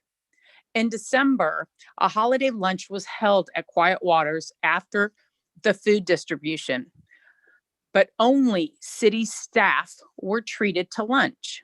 No volunteers were allowed to partake. And although most were not in need of a free lunch, it was a slap in the face. They were not included, even though they are there volunteering in the heat, in the rain, not getting paid. They were not offered the courtesy of a lunch with the staff that they are working right alongside with. HR should have thought through the logistics and either included everyone or moved it to CCC. It's definitely food for thought. Secondly, this is regarding the status of the Director of Parks and Rec position. I'm aware that the First Choice declined our offer. I'm also aware that the other top applicants were told the position is no longer available or are able to be filled at this time. This department is one of the largest in the city and has not had proper directions since September. In addition to this, the assistant department manager has resigned and gone to another local city. Obviously, there are issues within the department that need to be addressed, and having the right person in place is key. I can't believe that 13 weeks have gone by for nothing, and we're starting all over again.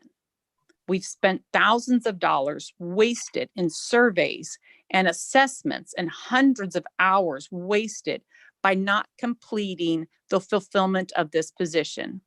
What is the next step and where do we go from here when our reputation for that department is deteriorating greatly, further alienating the possibility of getting a proper candidate?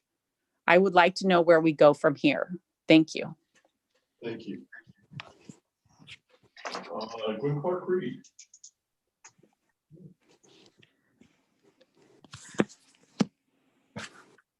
Good evening. Good evening, Mayor. Gwen Clark Reed, 1430 Southwest 6th Way, Deerfield Beach. Mayor, my concern today is the CARES money and the COVID money that's been coming into the city.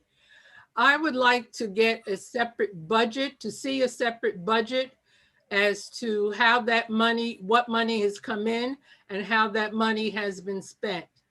And secondly, I like to agree with Katie, who just spoke previously, about the position at Parks and Rec.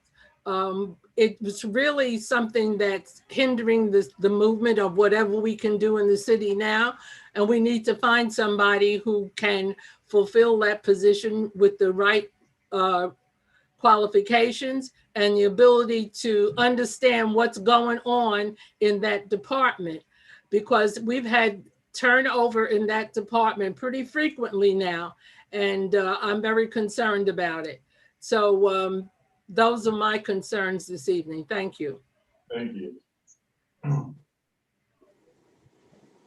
Is there anyone else from the public? Ms. Storr, did you want to speak?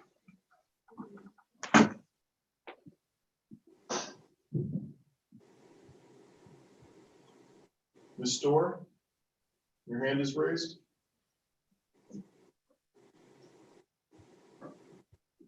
I'm going to go ahead and close it to the public.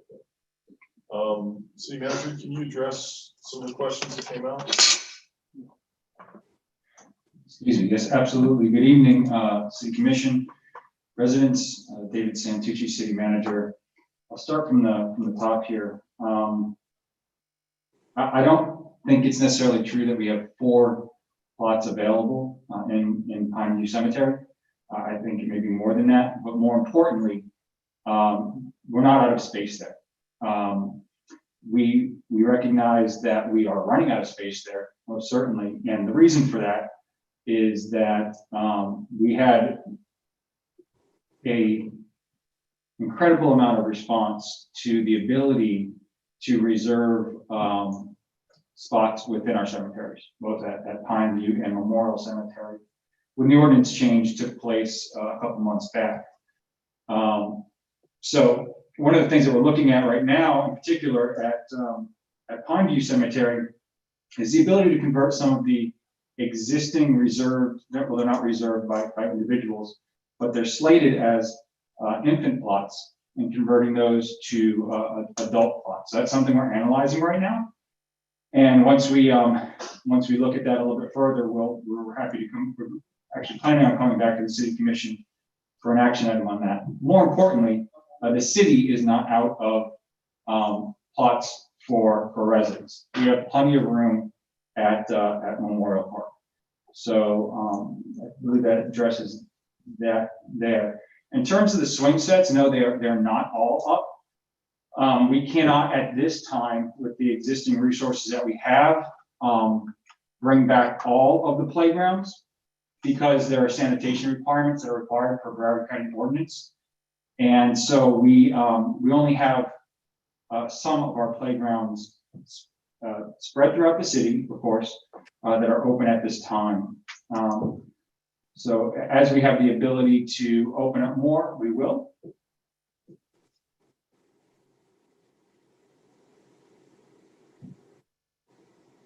In terms of the food distribution, by no means I think was it ill-intended to not include the volunteers, and so I'm not really aware of that, and I'll certainly look into that. What I can tell you is that at the end of the year, or every year, through our health insurance plan, the city receives employee wellness dollars, and towards the end of the year we had a surplus of the wellness dollars left over, simply because we weren't able to use them all because of COVID-related shutdowns and inability to do certain things with our staff. So this was at the end of the year and kind of a last-minute effort to do something with those dollars that we were able to do in line with the program.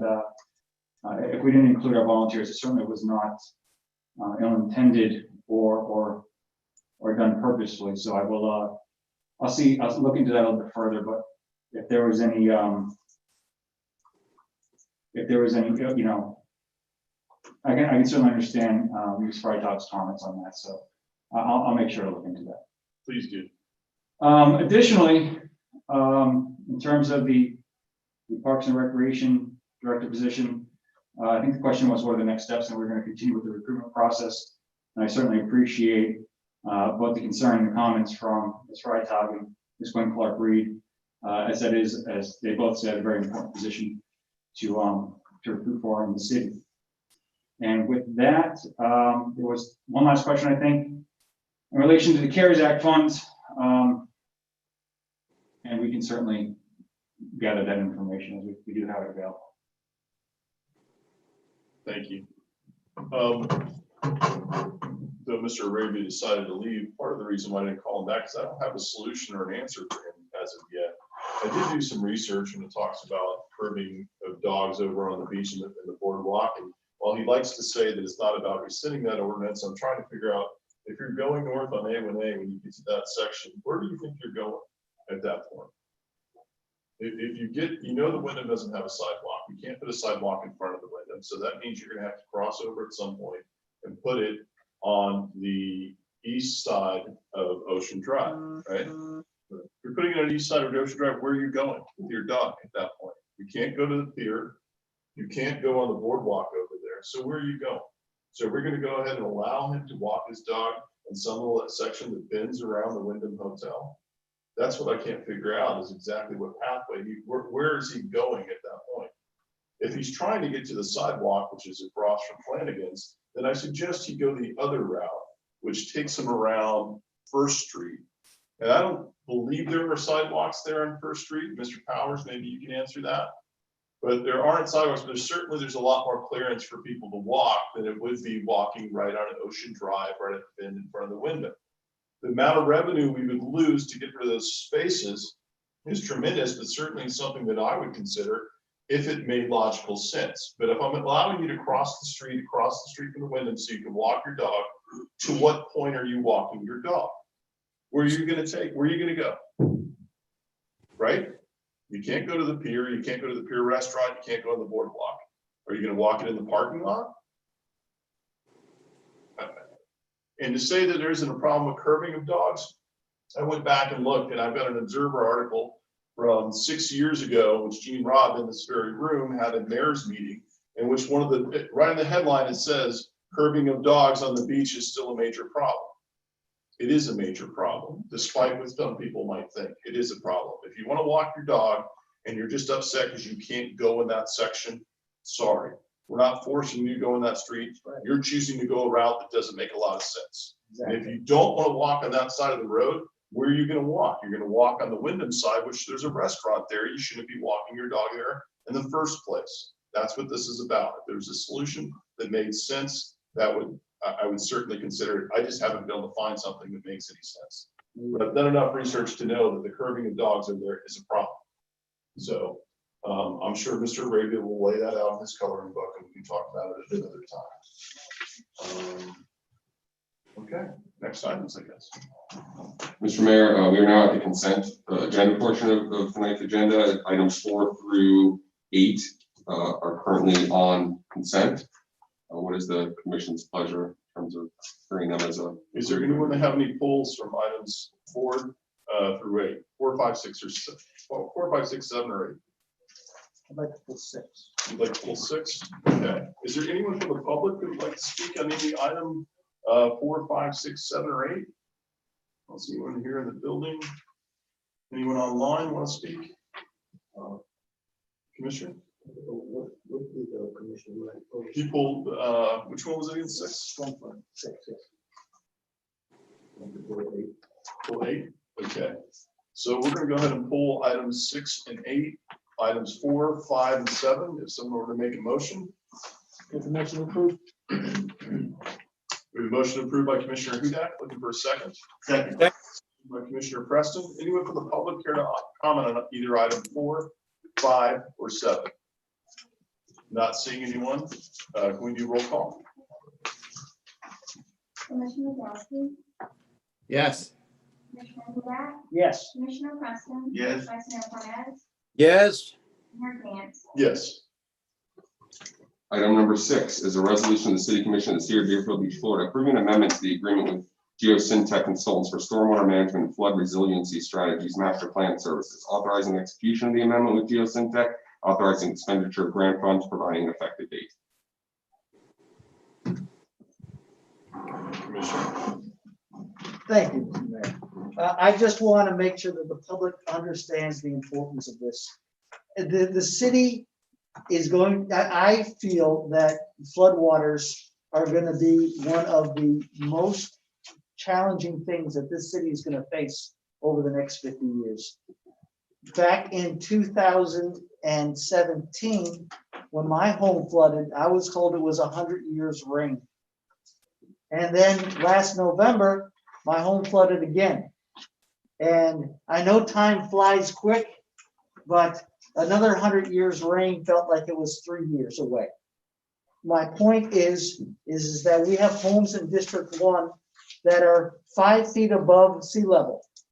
The stormwater pipes are 3 feet above sea level. When we get significant amounts of rain, those homes right now flood. And there are a lot of areas of this city that flood. It is vitally important that the city is proactive, and we are being proactive in getting this master plan established and starting to work on it, because we are going to be faced with a lot more of these 100-year rains in the next 5 or 10 years. So I just want to make sure that the city or the citizens understand the importance of moving forward with this. We have to be proactive, and we have to make sure that we develop this plan, that it is thoughtful, and we spare no expense, because at the end of the day, Deerfield is higher than any other city in Broward County. And right now, you see on the news every rainy season, Fort Lauderdale has homes flooded. Hollywood has homes flooded. And I don't want to see that being a challenge here in Deerfield Beach. So I just think it's vitally important that we get this approved and we get it moved as quickly as possible. So I'd like to go ahead and make a motion to approve it and move forward. Second. We have a motion and a second. Is anyone from the public here to comment on this item? I don't see anyone online.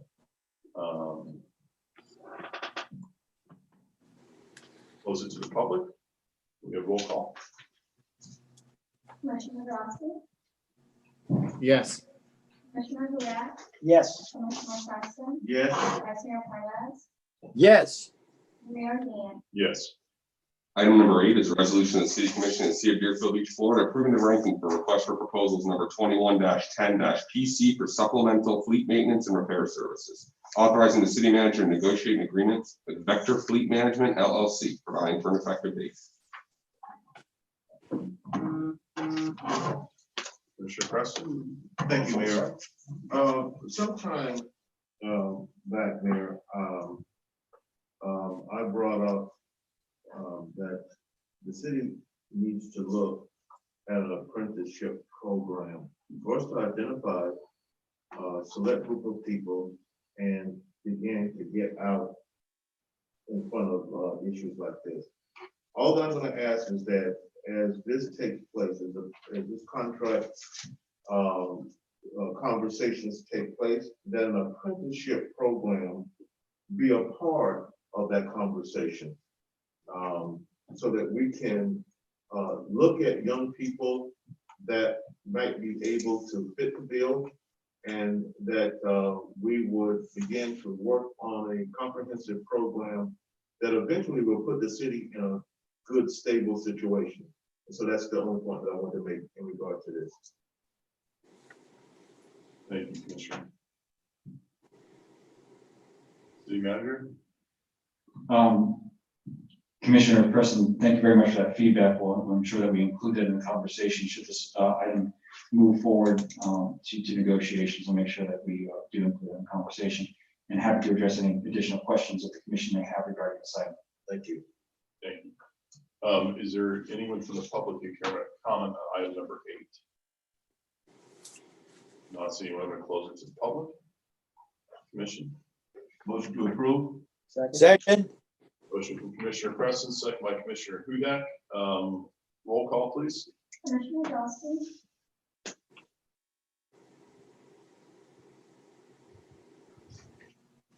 Yes?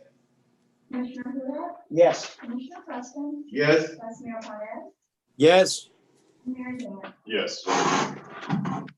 Item number 9 is a resolution of the City Commission of the City of Deerfield Beach, Florida, supporting the Crystal Lake Drive Northwest 45th Street project as a local agency program LAP project, committing to funding the construction contingency for the project and the upfront costs for design, construction, and construction engineering inspection services, subject to reimbursement under the LAP program, providing for implementation and an effective date. City Manager? Thank you, Mayor. For this item, I actually have staff that I'd like to provide a little bit of background on this. If I could have Ms. Priscilla Sejonik discuss this item. Thank you. Thank you. Hi, good evening. Priscilla Segelnik, City Engineer. Just very briefly, this is a transition project. It's a project that was originally intended to be fully funded and designed by FDOT. However, we were notified in recent months that FDOT was changing its delivery process. So they are going to what is called a local agency program. During the course of this, there were some negotiations with the MPO and FDOT, and they have since notified us that the MPO will be taking the design and construction, engineering, and inspection costs and encumbering those funds themselves. However, we will be responsible for upfront costs associated with the design and construction and be reimbursed through the LAP agreement. So this is just to define the changes that are occurring to go from what was the FDOT standard delivery to what is now called a local agency program delivery project. Thank you. I will say this, this was something that would cost the city of Deerfield Beach a ton of money, not just money, it would have cost us having to go out and hire somebody with the qualifications to be able to handle something as specific as this. And that puts a burden not just on our city, but all the other cities of Broward County, and there were much smaller cities than ours that have been a tremendous burden. I had brought this up at the MPO meeting, and we had voted as a commission to sign off on objecting to this. And when we brought that up at the MPO, and I told them that the city of Deerfield Beach had taken that action. If you look in Broward County, we've had at least, I don't know, a half dozen now who jumped on board agreeing with that, jealous that we were the first to do it because they were all up in arms realizing the impact that this would have. So I think we sent a strong message, and we got Broward County on board with us as far as the other cities to push back on FDOT and the MPO, and it worked. So that's a good thing. While there's still some costs that are going to be incurred, it's nowhere near what it would have incurred if it continued on the way it was going to go. Anything I said sound about right, Priscilla? Yes, sir. That's correct. All right, thank you. I want to thank City Manager and City Manager Good for really getting me up to speed on that and allowing us to put that up front and attack this. So Tom, Dave, thank you. Good job. Anyone from the public here to comment on this item? Yeah. This is one of those things where people are chasing nickels. This is a big one, and people that aren't even focused on this don't even want to comment on it, but it would have had a tremendous impact on the bottom line, but we'll focus on little things apparently. Commission. Motion to the public. Motion to approve by Commissioner Hudak. Second. Second by Commissioner Preston. We can have roll call, please. Actually, I think there's no money involved in this. We can do Mayor, go ahead and do the roll call. It's Roll call. committing to construction. Okay, Thank you. do roll call. Commissioner Johnston, Yes? Commissioner Hudak, Yes. Commissioner Preston, Yes. Vice Mayor Paez, absolutely yes. Mayor Dan. Yes. Item number 10 is a presentation on the citywide initiative to convert FPL owned and maintained lights from high pressure sodium to LED. And this evening, we have a FP&L representative to discuss this this program that's offered through FP&L, and I'll have him join us. Mr. Thank Arbite, if you'll go ahead. Can everybody hear me? Yes. All right, Mr. Mayor, Commissioners, thank you very much for the opportunity to present this program to you. If we could advance to the second slide. Just a little history on FPL. I know everyone knows us as your power provider, but you may not know that we've been in the streetlight business for over 60 years. We currently own over 500,000 streetlights throughout our territory. We touch about 150,000 of those lights every year due to everything from routine maintenance to hurricanes to automobile accidents. Over the last 3.5 years, we've been in the process of converting those lights to LED with the permission and consent of our customers. And we are well over halfway to completing that conversion. We could go to the next slide, please.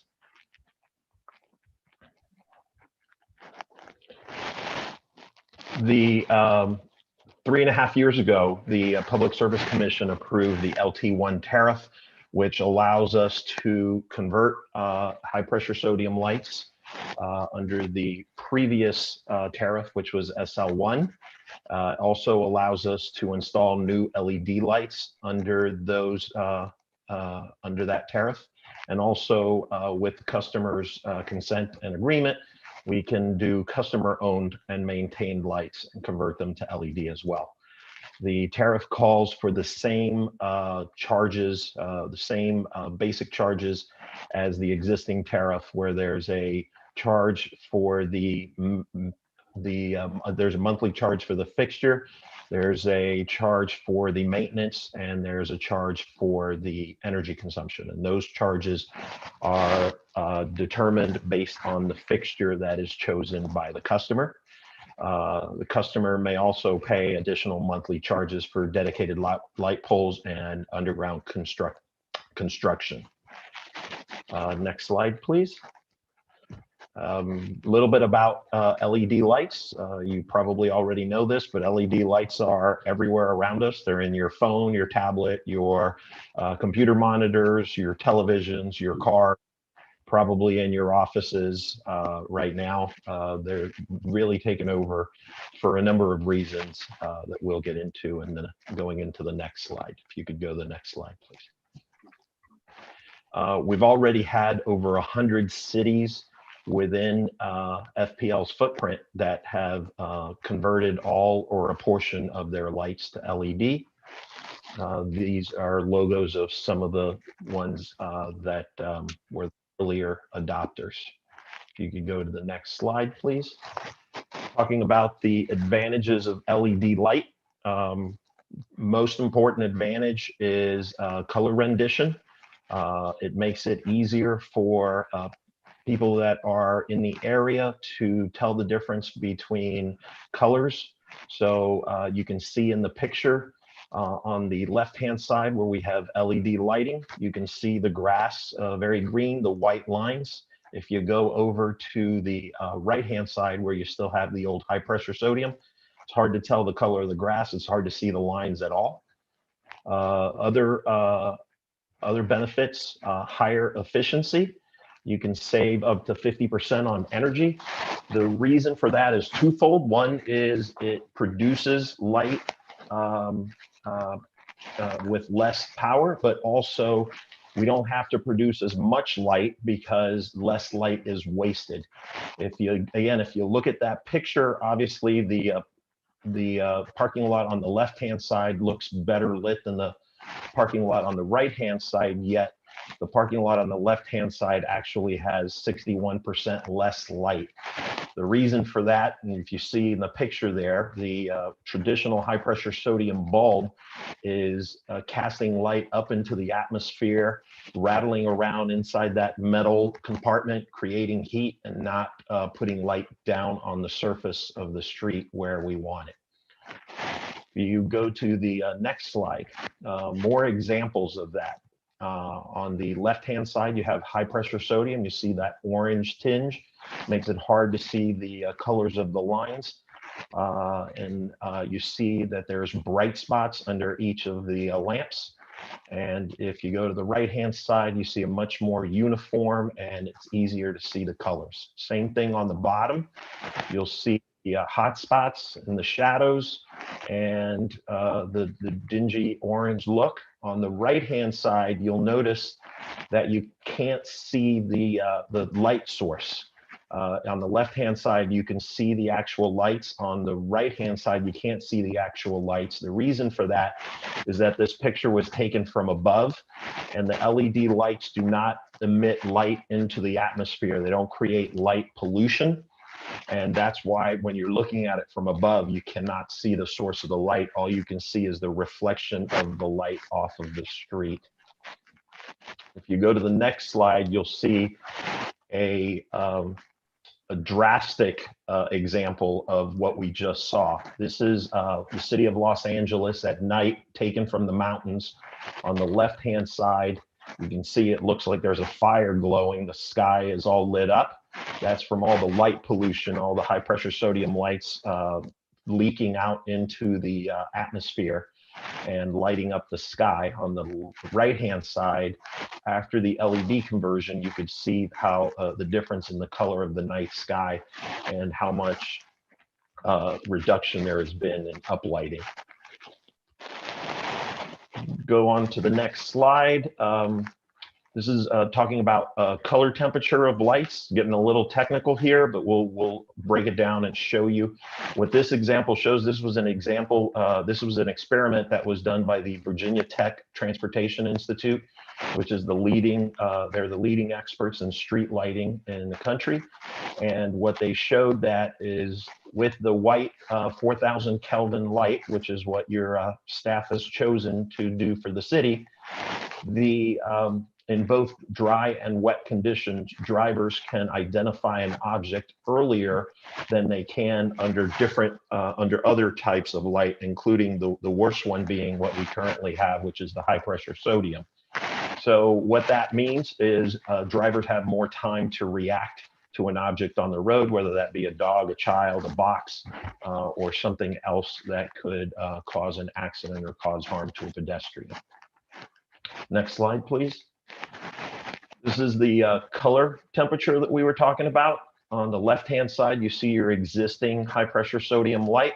The best way to really appreciate the difference in the color is to look down at the sidewalk. And you can see on the left-hand side that there's like an orange tinge. Obviously, we know that the sidewalk isn't orange.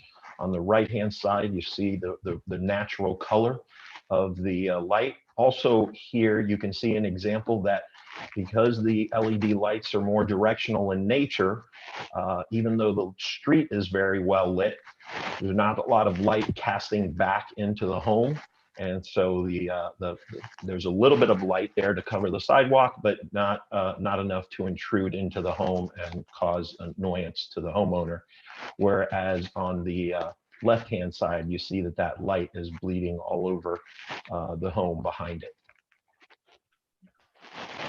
These are just the examples of the lights that will actually be used in your install. These will be replacing lights that look very similar to them as far as and the ones on the in the middle and the right would replace bracket arm lights. The ones on the left would replace the post top lights that you currently have that look very similar to that. Important thing to note on the left-hand side, even though that light appears to be circular, it's actually directional in that there is a front and a back to it. The front side obviously would be aiming towards the street. About 70% of the light would be going towards the street. About 30% of the light would be going behind the pole to light up sidewalks or into the landscaping of the yard behind it, but not into the homes. Some numbers this is for the balance of the city that we have remaining to be done. The change based on the lights that were chosen by staff would create a 406,000 kilowatt hour per year reduction in electrical use. This would eliminate 285 metric tons of CO2 every year, which is the equivalent of removing 61 cars from the road. I'll open it up to questions.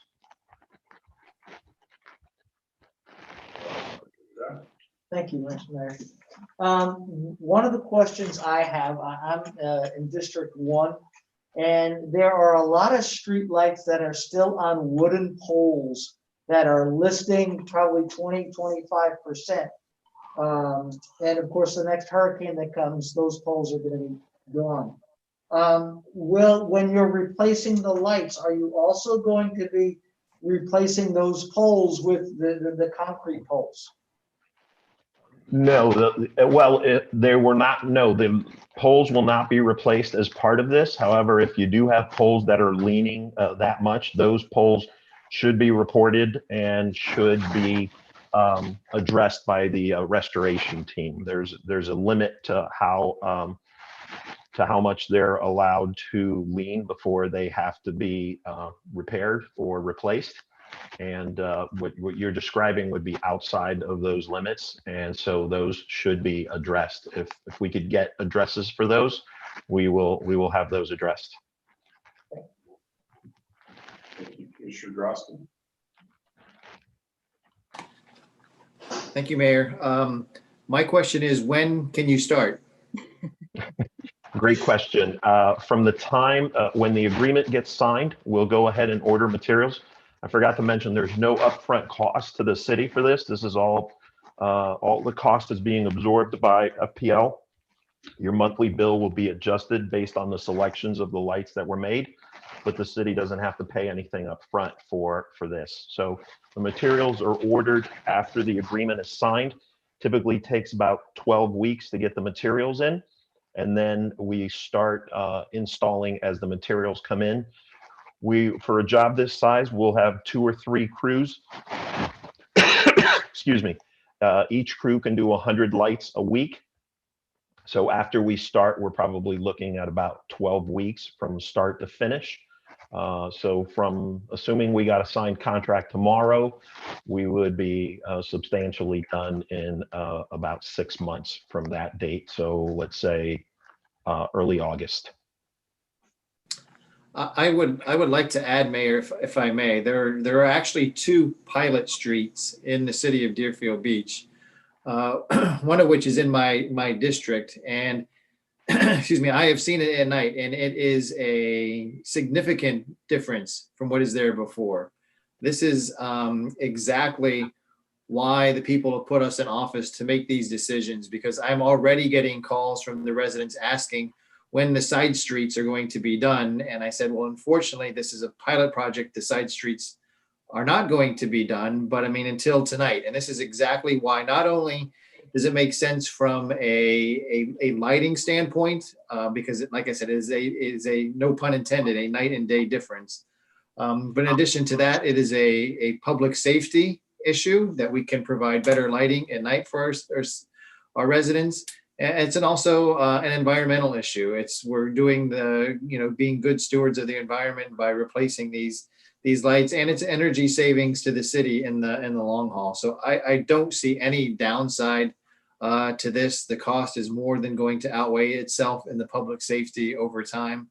And I would be a huge proponent of doing this.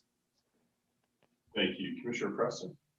Thank you, Mayor. I just wanted to basically echo exactly what Commissioner Krosky was alluding to. I've got some of these LED in my district. It makes a difference. There was a lot of the residents that was calling me very consistently about areas that was dark, and it is then a threat and a danger to them. And I don't want anybody in the city of Deerfield Beach feeling like they can't go out, take walks and that sort of thing. And this is something that was addressed, and it was a positive. I'm getting a lot of positive feedback on how bright the lights are and eliminating those concerns of public safety. So the comments by Commissioner Drosky was spot on.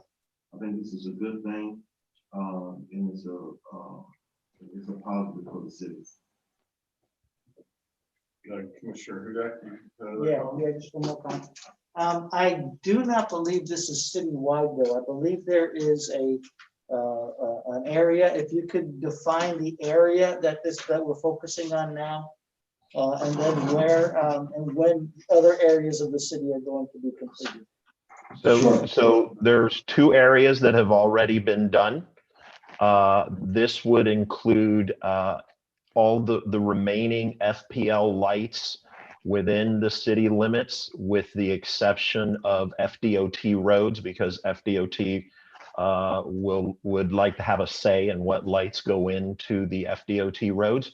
So we have sent that list to FDOT to get their feedback on that.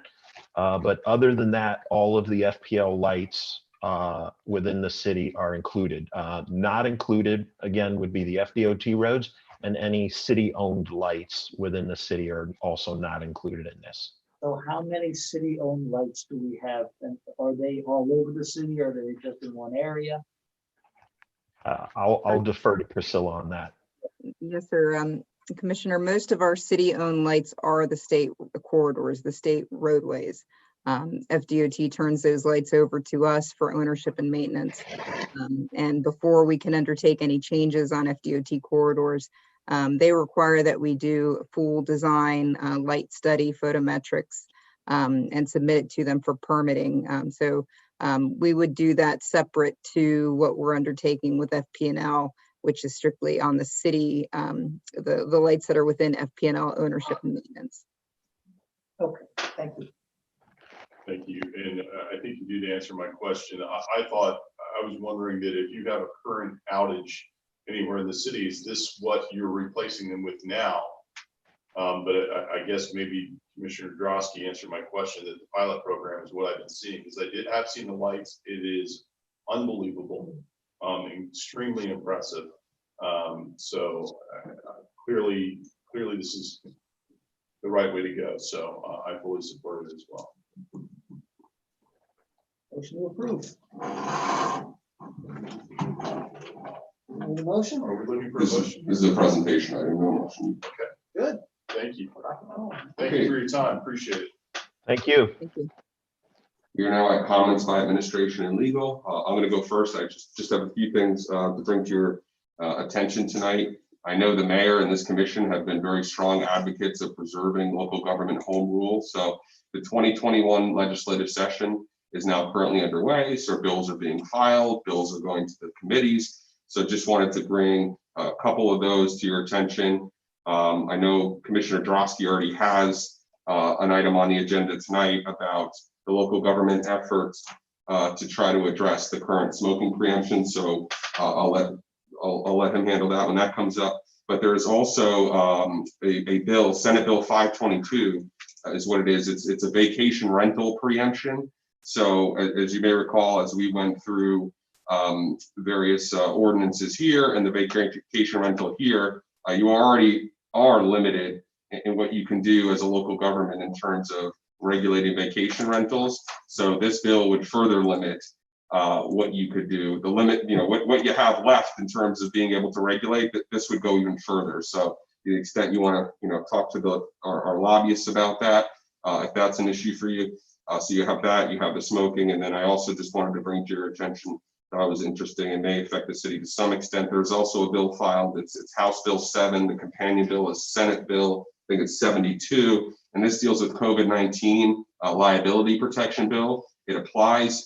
It's proposed to apply to governments, individuals, educational institutions, and businesses as well, but does include governments and essentially provides a protection in that for somebody to make a COVID-19 liability claim, for example, against the city, that they would need to state their claim with particularity, and they would also need to have a licensed physician provide an affidavit indicating that it was actually the government business entity that caused it, and then it shifts to the defendant. It could be the business, could be the city, to show that they made a good faith effort to substantially comply with the authoritative or controlling government issued health standards or guidance at that time. And if they're able to document that, essentially the case is dismissed.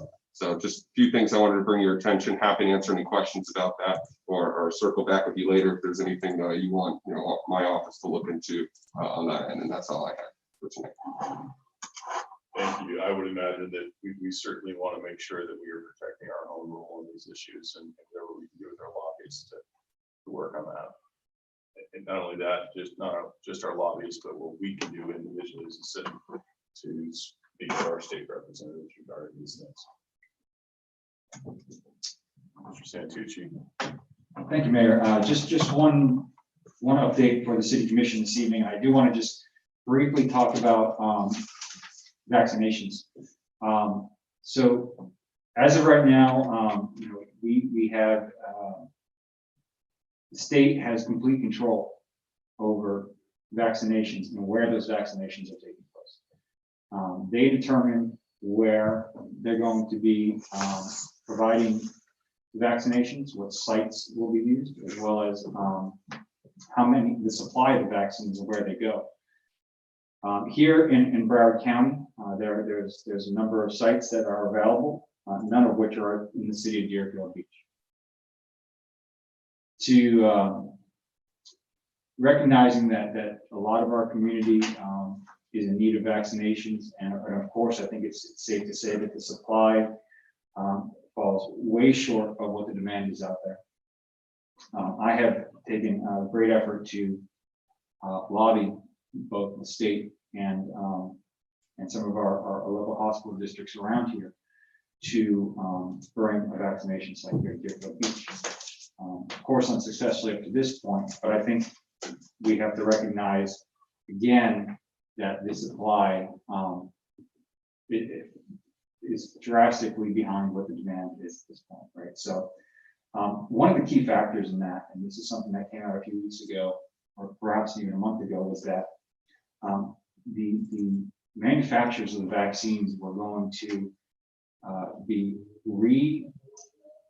manufacturing or how they create the vaccines, which is going to cause a temporary decrease in the supply until about mid-February, and then that retooling of the manufacturing process would ultimately result in more vaccines being available in late February, early March.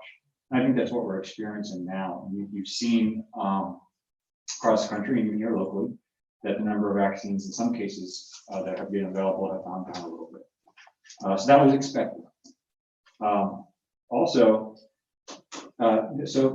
So what have we been doing here locally in the city? One of the things that we have been able to do is we have been able to provide, we have a list of about 450 individuals over the age of 65 who have reached out directly to the city, specifically our Center for Active Aging, for assistance in how to get vaccinated.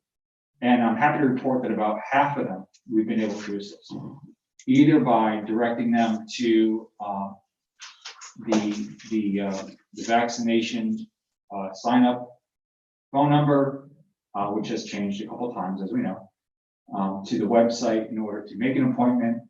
In some cases, we've been able to give them direct access to vaccinations. For instance, a very interesting case that we had was a resident who had made an appointment, got a confirmation, went down to the site, and got down there and they said, "No, man, you're not in the system." And in that particular case, in fact, Mayor Gis, I think you brought that one to our attention. Yeah. And we were able to get her with a reappointment within, I think, a week. So we've had some successes in being able to help our residents when they do reach out to us. And so I would just remind both the audience and the commissioners, if you know of anybody who needs assistance with vaccinations, please let us know. We are happy to help and point them to the resources that are available, as it can be confusing at times. But right now, and I know that Commissioner Drosky wants to speak a little bit about a meeting that he had today, and so I will not steal his thunder, I promise. But really, it's at this point in time, it's a matter of supply and demand. And the good news is that you can see the number of folks who are getting vaccinated in this timeframe, which, you know, over the past month to 2 months, drastically outweighs the number of people who were getting COVID, you know, a year ago. So I think, you know, we're definitely on a road to recovery here. It's going to take longer than I think we all initially thought, but you know, I'm happy to report that our residents are getting vaccinated, and we are here to assist them. Thank you. Thank you very much, Dan. Next. Next item number 11, a resolution of the City Commission of the City of Deerfield Beach, Florida, urging the Bahamian government to deny offshore oil drilling exploration licenses and permanently ban offshore oil drilling activities in the Bahamas, providing for transmittal and effective date. Commissioner Hudak, this is you brought this forward. Thank you, Mr. Mayor. The British-owned Bahamas Petroleum Company began drilling an exploratory well the week of December 26th, as reported by the Sun Sentinel, off the coast of the Bahamas. The fact that this is just an exploratory well should not bring any comfort. British Petroleum's Deepwater Horizon drilling of an exploratory well in 2010 resulted in more than 200 million gallons of oil spilling into the Gulf of Mexico and adversely affecting the west coast of Florida. The company has licenses to drill in an area as close as 50 miles off of Deerfield Beach. A spill this close could devastate our beach as it is swept up through the Gulf Stream. The December drilling prompted 18 members of Congress, including the entire South Florida delegation, to send an urgent letter to the Prime Minister, Hubert Mims, asking him to reconsider his government's decision of approving the drilling in December. It is for the protection of our beaches that I am asking the City Commission to pass this resolution, urging the Bahamian government to reverse its decision and deny offshore drilling exploration licenses and permanently ban offshore drilling activities off the coast of the Bahamas. Is there anyone from the public that care to comment on this item? Not seeing anyone, we'll close it to the public commission. I'd like a motion to approve. Second. Motion from Commissioner Hudak, second from Commissioner Preston. All in favor say aye. Aye. Aye. Aye. Those opposed? Thank you. Okay, thank you for bringing that forward. That's tremendous. Item number 12, a resolution of the City Commission of the City of Deerfield Beach, Florida, urging the Florida Legislature to approve Florida Senate Bill 334, House Bill 239, authorizing counties and municipalities to further restrict smoking within the boundaries of public beaches and public parks, providing for distribution of this resolution, providing for an effective date. Commissioner Drosky, I believe you brought to sponsor this. Yes, thank you, Mayor. Usually I'm sponsoring resolutions to oppose bills that are pending in the Florida legislature, but this is kind of a twist because this is not an anti-smoking bill. It's really a pro-home rule bill. There's a companion bill pending rather in the Florida legislature. So what we have is there's Senate Bill 334 and there's a companion bill, House Bill 239, which would give the cities the ability to restrict smoking on their beaches and in their parks. And this is not, and the word restrict has some significant meaning here because the bill in the Senate is actually being sponsored by Senator Gruters, who is a Republican from Sarasota. And the companion House bill is sponsored by Representative Altman, who is a Republican from Brevard County.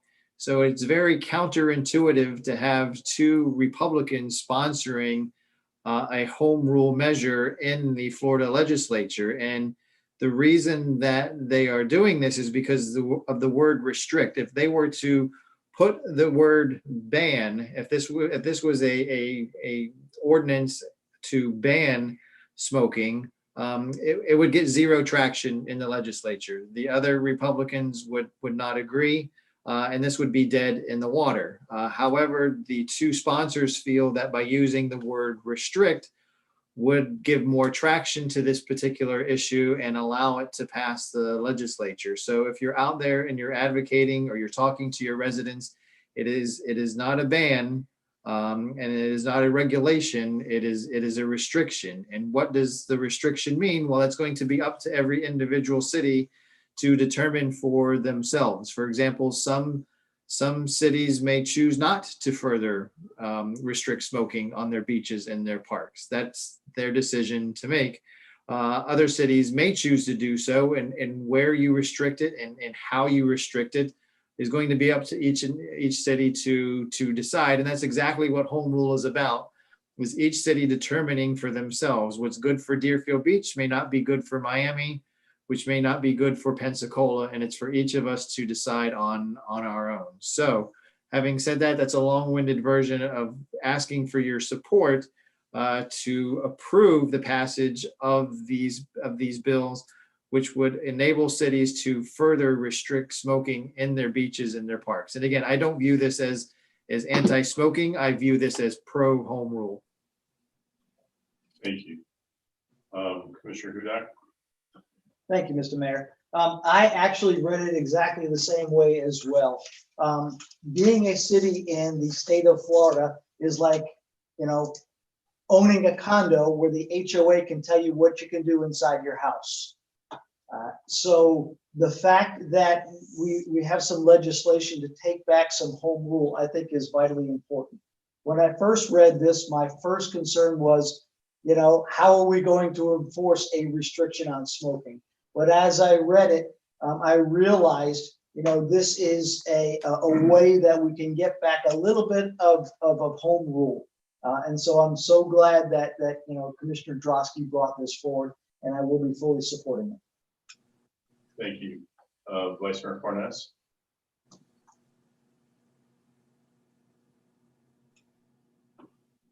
Sounds great. I support this because I also agree that home rule is extremely important. I wish they would have left us alone in terms of the COVID vaccine, rather the COVID disease. As of tomorrow, we'll have had over 5,000 cases in Deerfield Beach. Yet we are restricted by the state from enforcing Broward County rules about fining people and businesses. And we are now in a position where we cannot even collect it. So I am absolutely for home rule. Thank you, Vice Mayor. I'm going to open it to the public. I see Katie's phone. Katie Freitag. Hello. In reading the backup documentation on, I'm sorry, you're right, correct. Katie Freitag, 418 Southeast 2nd Street. In reading the backup documentation, I also feel that I do agree that we need to be able to keep as much of the home rule accessible to just us and keep it in that regard. But my worry is if we do go this route, does the state take that as a sign that we're going to actually make restrictions on smoking in the beaches and the parks, and we don't have the resources to police something like that? So what is the negative? What would be the effect if we did not go this route and sign this particular resolution? Thank you. Anyone else from the public on this item? Well, I think the negative part of this is that we wouldn't get the support that it deserves. And whether or not we have the resources to enforce this, the state wouldn't care, quite frankly. So I don't quite understand the question, but I don't see a negative to this. I think to go back to your point, I don't see what the negative is. I think the negative is that this bill that gives us some, helps us maintain home rule would fail. So why not support it and hope that it passes through?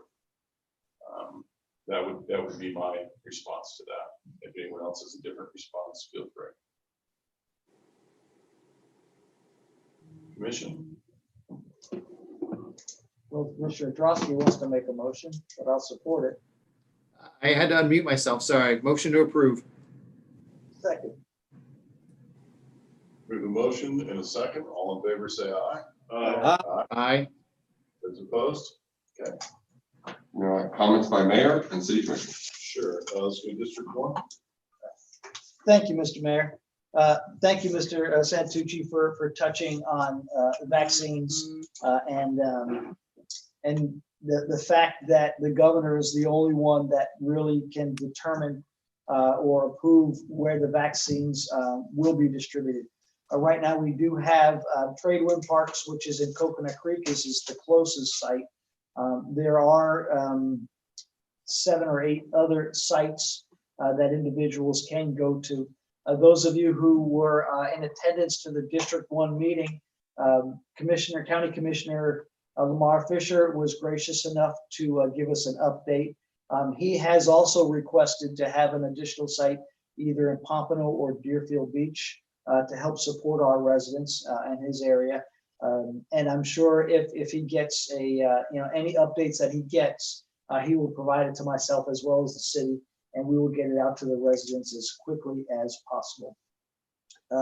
Pioneer Days at the Picnic will be Saturday, February 13th.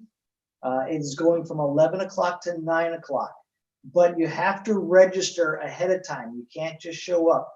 So if you want to go to Pioneer Days Picnic at Pioneer Park, you have to register at www.evenbright.com. You can actually find that link on the city website. So please remember that you do have to register ahead of time in order to attend Pioneer in the Park. There'll be 3 separate sections, and I would presume there'll be a limited number of availability for each session. That's all I have. Thank you. Thank you, Commissioner. Commissioner Preston. Thank you, Mayor. There was a question about whether concerning the rezoning, whether I was contacted or not. Let me make it clear that I was. Well, why wasn't I able to talk to them? 2 reasons. One, the times conflicted with my schedule, and 2, illness. A little while back, I was feeling really, really bad, and it didn't get any better. And that was for a while. I decided to go get tested for COVID. And I went out to Quiet Waters and did that. And I wasn't sure that I never had a fever, but I wasn't feeling well for a long time. The test came back negative, thank the Lord. And so I was okay. So I just want to make it clear that there was no anything intentional of people trying to go around me. Scheduling conflict and illness prevented me from having that meeting with them. I'd like to see the city coordinate with BSO to find out how BSO handles their involvement when you lose. You know, it wasn't BSO officers. 2 FBI agents were shot and killed today. Both have families. The young man, 36 years of age, he had 1 child. The young lady, I think she's like 43, she had 2. They're not going home to their families. So I want to thank the mayor for acknowledging them in the beginning of the meeting, which he did. But I think we should go a little bit further. Find out what BSO is going to do. How do they do it? And if there is any contributions of fund, I'd like to see the city make a contribution to each of those families. Both families had children. They're without a parent tonight. And so I would hate to see a squabble about money. Those people died. They said that the guy looked on his doorbell with the camera and watched them so he could see what they were doing, and then began to do what he wanted to do, and he took 2 lives. He shot 5 people, but he killed 2. So I'd like to see the city of Deerfield Beach put their name on something for that, to show appreciation beyond, you know, the fact that we've already acknowledged it. So probably the best way to do it would be to coordinate with BSO and say, how do you handle things like this? Do we write a letter? And like I said, if it is appropriate, that we send a check to both families. I'd like to ask my colleagues to do that.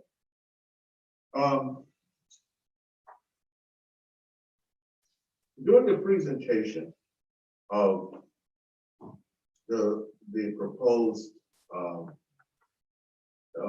zone change, the young lady said that what they were planning was in alignment, basically, with the ULI. I found it particularly interesting, being that I don't know. You don't know. How could she know? That's what she said. And so I'm challenged with that being in alignment with the ULI recommendation, being that that report has not come out yet. So I would say that the conversation that we had tonight gives credence to something that I've been talking about for a while, and that is a community-based CRA plan, which would help guide and fund redevelopment. This is a great conversation to be had about a community-based CRA. Now I think we need to find out what the CRA, the ULI is proposing. What is their recommendation? Let's see when that report is coming out. And when that report comes out, we will know. But she said that she knew. I don't think she did. Okay, maybe I'm wrong with that, but I don't think she did. I'd like to thank my colleagues for the Juneteenth resolution that we passed here. And I would like to advise my colleagues, in case you don't know, since we have done this in the city of Deerfield Beach, the county is now proposing Juneteenth as an official county holiday, following our lead on that. Pembroke Pines, Tamarack, the city of Lauderhill also have adopted this as a holiday. The day after that we passed this, I was interviewed by a Miami Herald reporter. What she said was this: she said, we've been looking and we haven't found, many places where it's an official holiday. So the city of Deerfield Beach may be the first, if not the first, to have it be an official city holiday. What does that mean? That means the city hall is closed, the employees have it off. It's an official holiday that's recognized. The mayor said during that time, and if you remember, we debated this to the wee hours of the morning, that it needed to be an educational component. It was exactly right. And that's one of the things that we are looking into now as we plan. And hopefully we can do this with everything in relation to the COVID situation, but that an educational component be there. Some of the other cities have talked about the same thing, an educational component. Commissioner Drosky said, we need to really talk about this because this needs to be a unanimous vote. That's what he said. We continue to talk about it. It was unanimous, but it showed unity. And so I'd like to thank all of my colleagues because look what happened. The county has followed your lead. Lauderhill, the city of Lauderhill, Tamarack, Pembroke Pines, and you know what? It's not going to stop there. It's going to keep going. And Deerfield Beach, this little town here, we were bold, we were strong, and we stepped out and we did something that was good. One of the speakers, I spoke at the last countywide commission meeting about this, and I urged them to approve this. Assistant City Manager Tom Good spoke as well, and he did an excellent job of speaking in support of it as well. And all of the people that spoke, all people spoke in support of it. There was a single person that opposed it. And so that was a good thing. So thanks again to my colleagues for us being able to step out and do something so courageous. And last, there are some residents who have told me they go out early morning walking. And they have seen some animals that they could not recognize. You know what they were? Coyotes. Now, we need to take a lead on this. I'm gonna ask the city manager to look in to putting up signs, especially in wooded areas of caution, coyotes. Because people keep saying that they're not a threat. We don't know that. You know, that's a wild animal. A small child could all of a sudden, you know, be vulnerable. We need to put up signs, you know, that there are coyotes in the area, and we need to look into that. If it becomes a problem for the city, what do? We need to start building a plan now, so that and not wait till it becomes a crisis. But if we start to hear of, like, the people that are calling me and saying things, that we actually have something to say, okay, this is what we're doing. I was driving on 10th Street going west near 2nd Avenue about a week ago, and I looked in the road, there was a dead animal. I said, what is that? You know, I knew it wasn't a dog. I didn't know what it was. It was a coyote, a dead coyote. So here's the point. The point is that they're not going to stop breeding. We should not wait until coyotes become a crisis in our city and attack a child or someone and kill them. And it's just something that, you know, we kind of were aware of. So, you know, I'm going to just say that at least now, in areas where they are a nuisance, we need to post signs that say, you know, caution, coyotes are here. And that will maybe allow somebody to walk on the other side of the street or not even walk there at all. So basically that's it for me. Thank you. Thank you. I just want to add to that, Commissioner.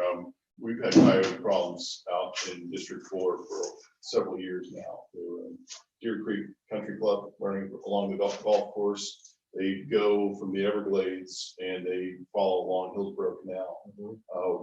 My daughter came home, we had two and are walking through our yard in the middle of a residential neighborhood. They are prevalent for sure. Our biggest problem is that the FWC doesn't do a lot to be able to curb them, or there's not a lot we can do.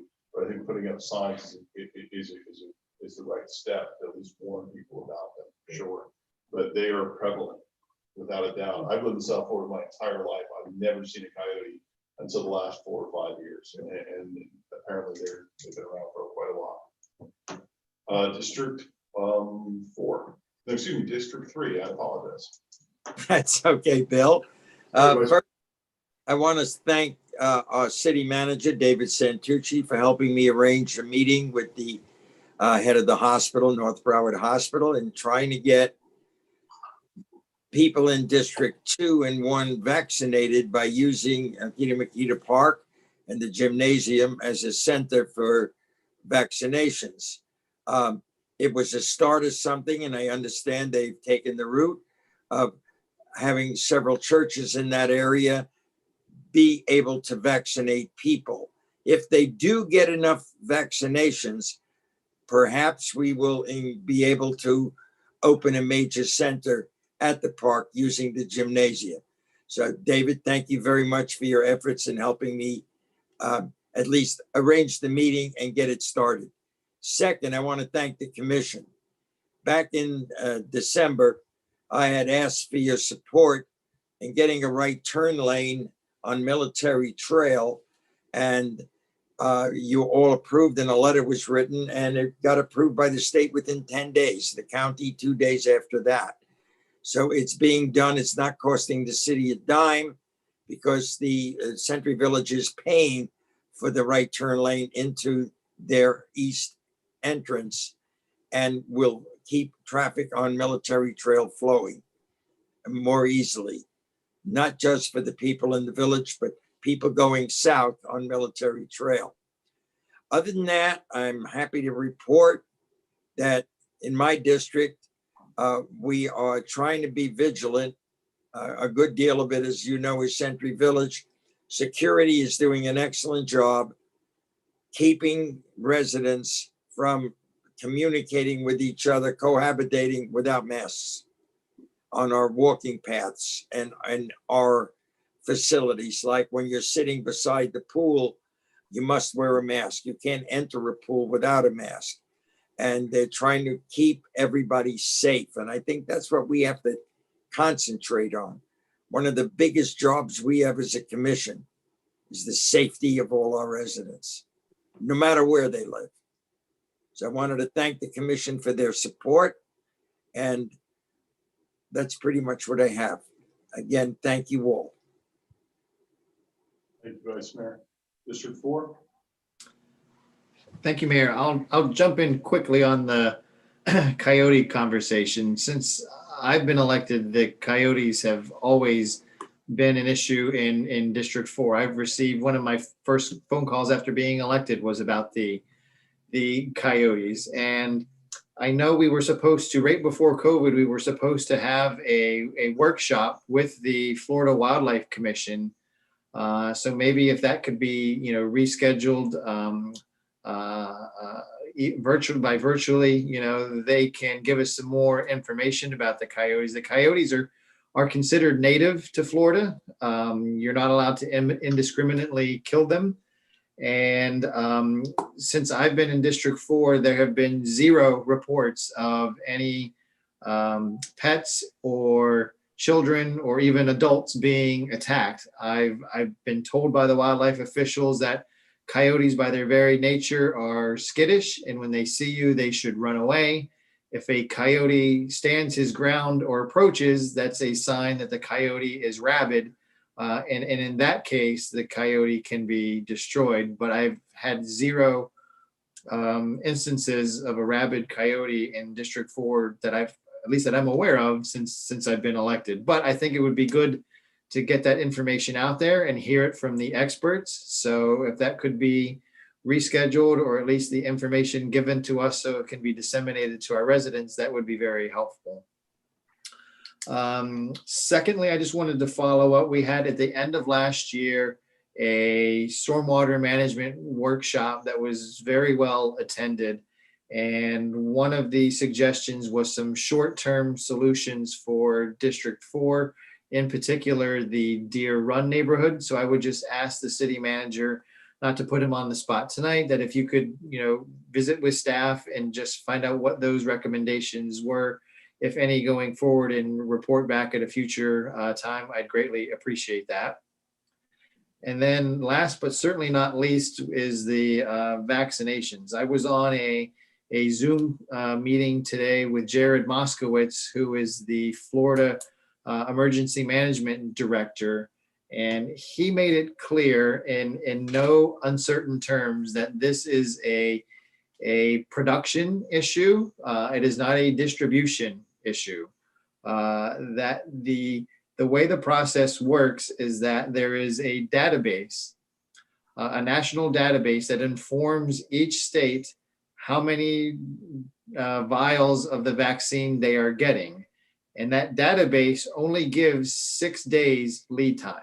So if I were to look in the database today, I could only see ahead 6 days from now as to how many doses of the vaccine Florida is going to get. So that makes it extremely difficult for planning purposes, because you don't know how many you're going to get, and you have a very small window of when you're going to be getting them. On average, Florida has been getting around 250,000 per week. It's been up closer to 500,000 sometimes. So that's probably about the average, is 250 vials per week. So with a population of 20 million residents, it's going to take some time, unfortunately. And to complicate the problem is because the hospitals and the distributors don't know, because of this 6-day window, how many vials are coming in the future, they're holding back vials for the second dose for the residents that they're giving them to. So that further complicates the distribution problem. So these are my words, not the director's words. But we could allocate as many resources and set up a pod. That's the terminology in Deerfield Beach. But until the national government gets its act together on distribution, it's a waste of money. It's a waste of money, and everybody needs to be patient. And because until the distribution issue is solved on the national level, on the state level, there's not really much that we can do, and it's very frustrating. The director pointed out, that a lot of seniors get appointments that end up being canceled, and so they understand the frustration, and so they're trying to come up with a better system. But until the federal government can get the states more vials, this is the short-term predicament that we are in. So that's my summary from the meeting today. These are, my words. If anyone wants to take issue with them, call me. Don't call the director, and because that's what I heard, when he was on there today. So that was the summary that I heard today. Other than that, I have nothing further. Thank you, Mayor. Thank you. Commissioner Hudak, you had something? Thank you very much, Mr. Mayor. Sorry, guys. Had one more thing. The Cove Brewery, as far as an update is concerned. On January 28th, the city received a revised site plan. Based on the revised plan, construction is expected to resume in early April.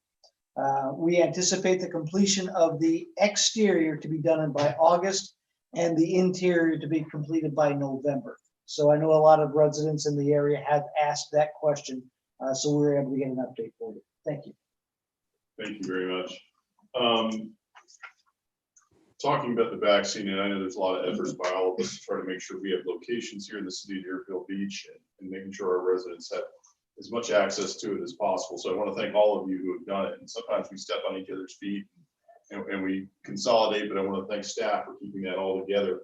And I really want to thank Donna DeFranzo who's done an outstanding job of reaching out to our senior community, getting them on the list and assisting them where they can, and her staff for everything that they've done with this. This is not an easy task. There's a lot of requests. There's a lot of concerns.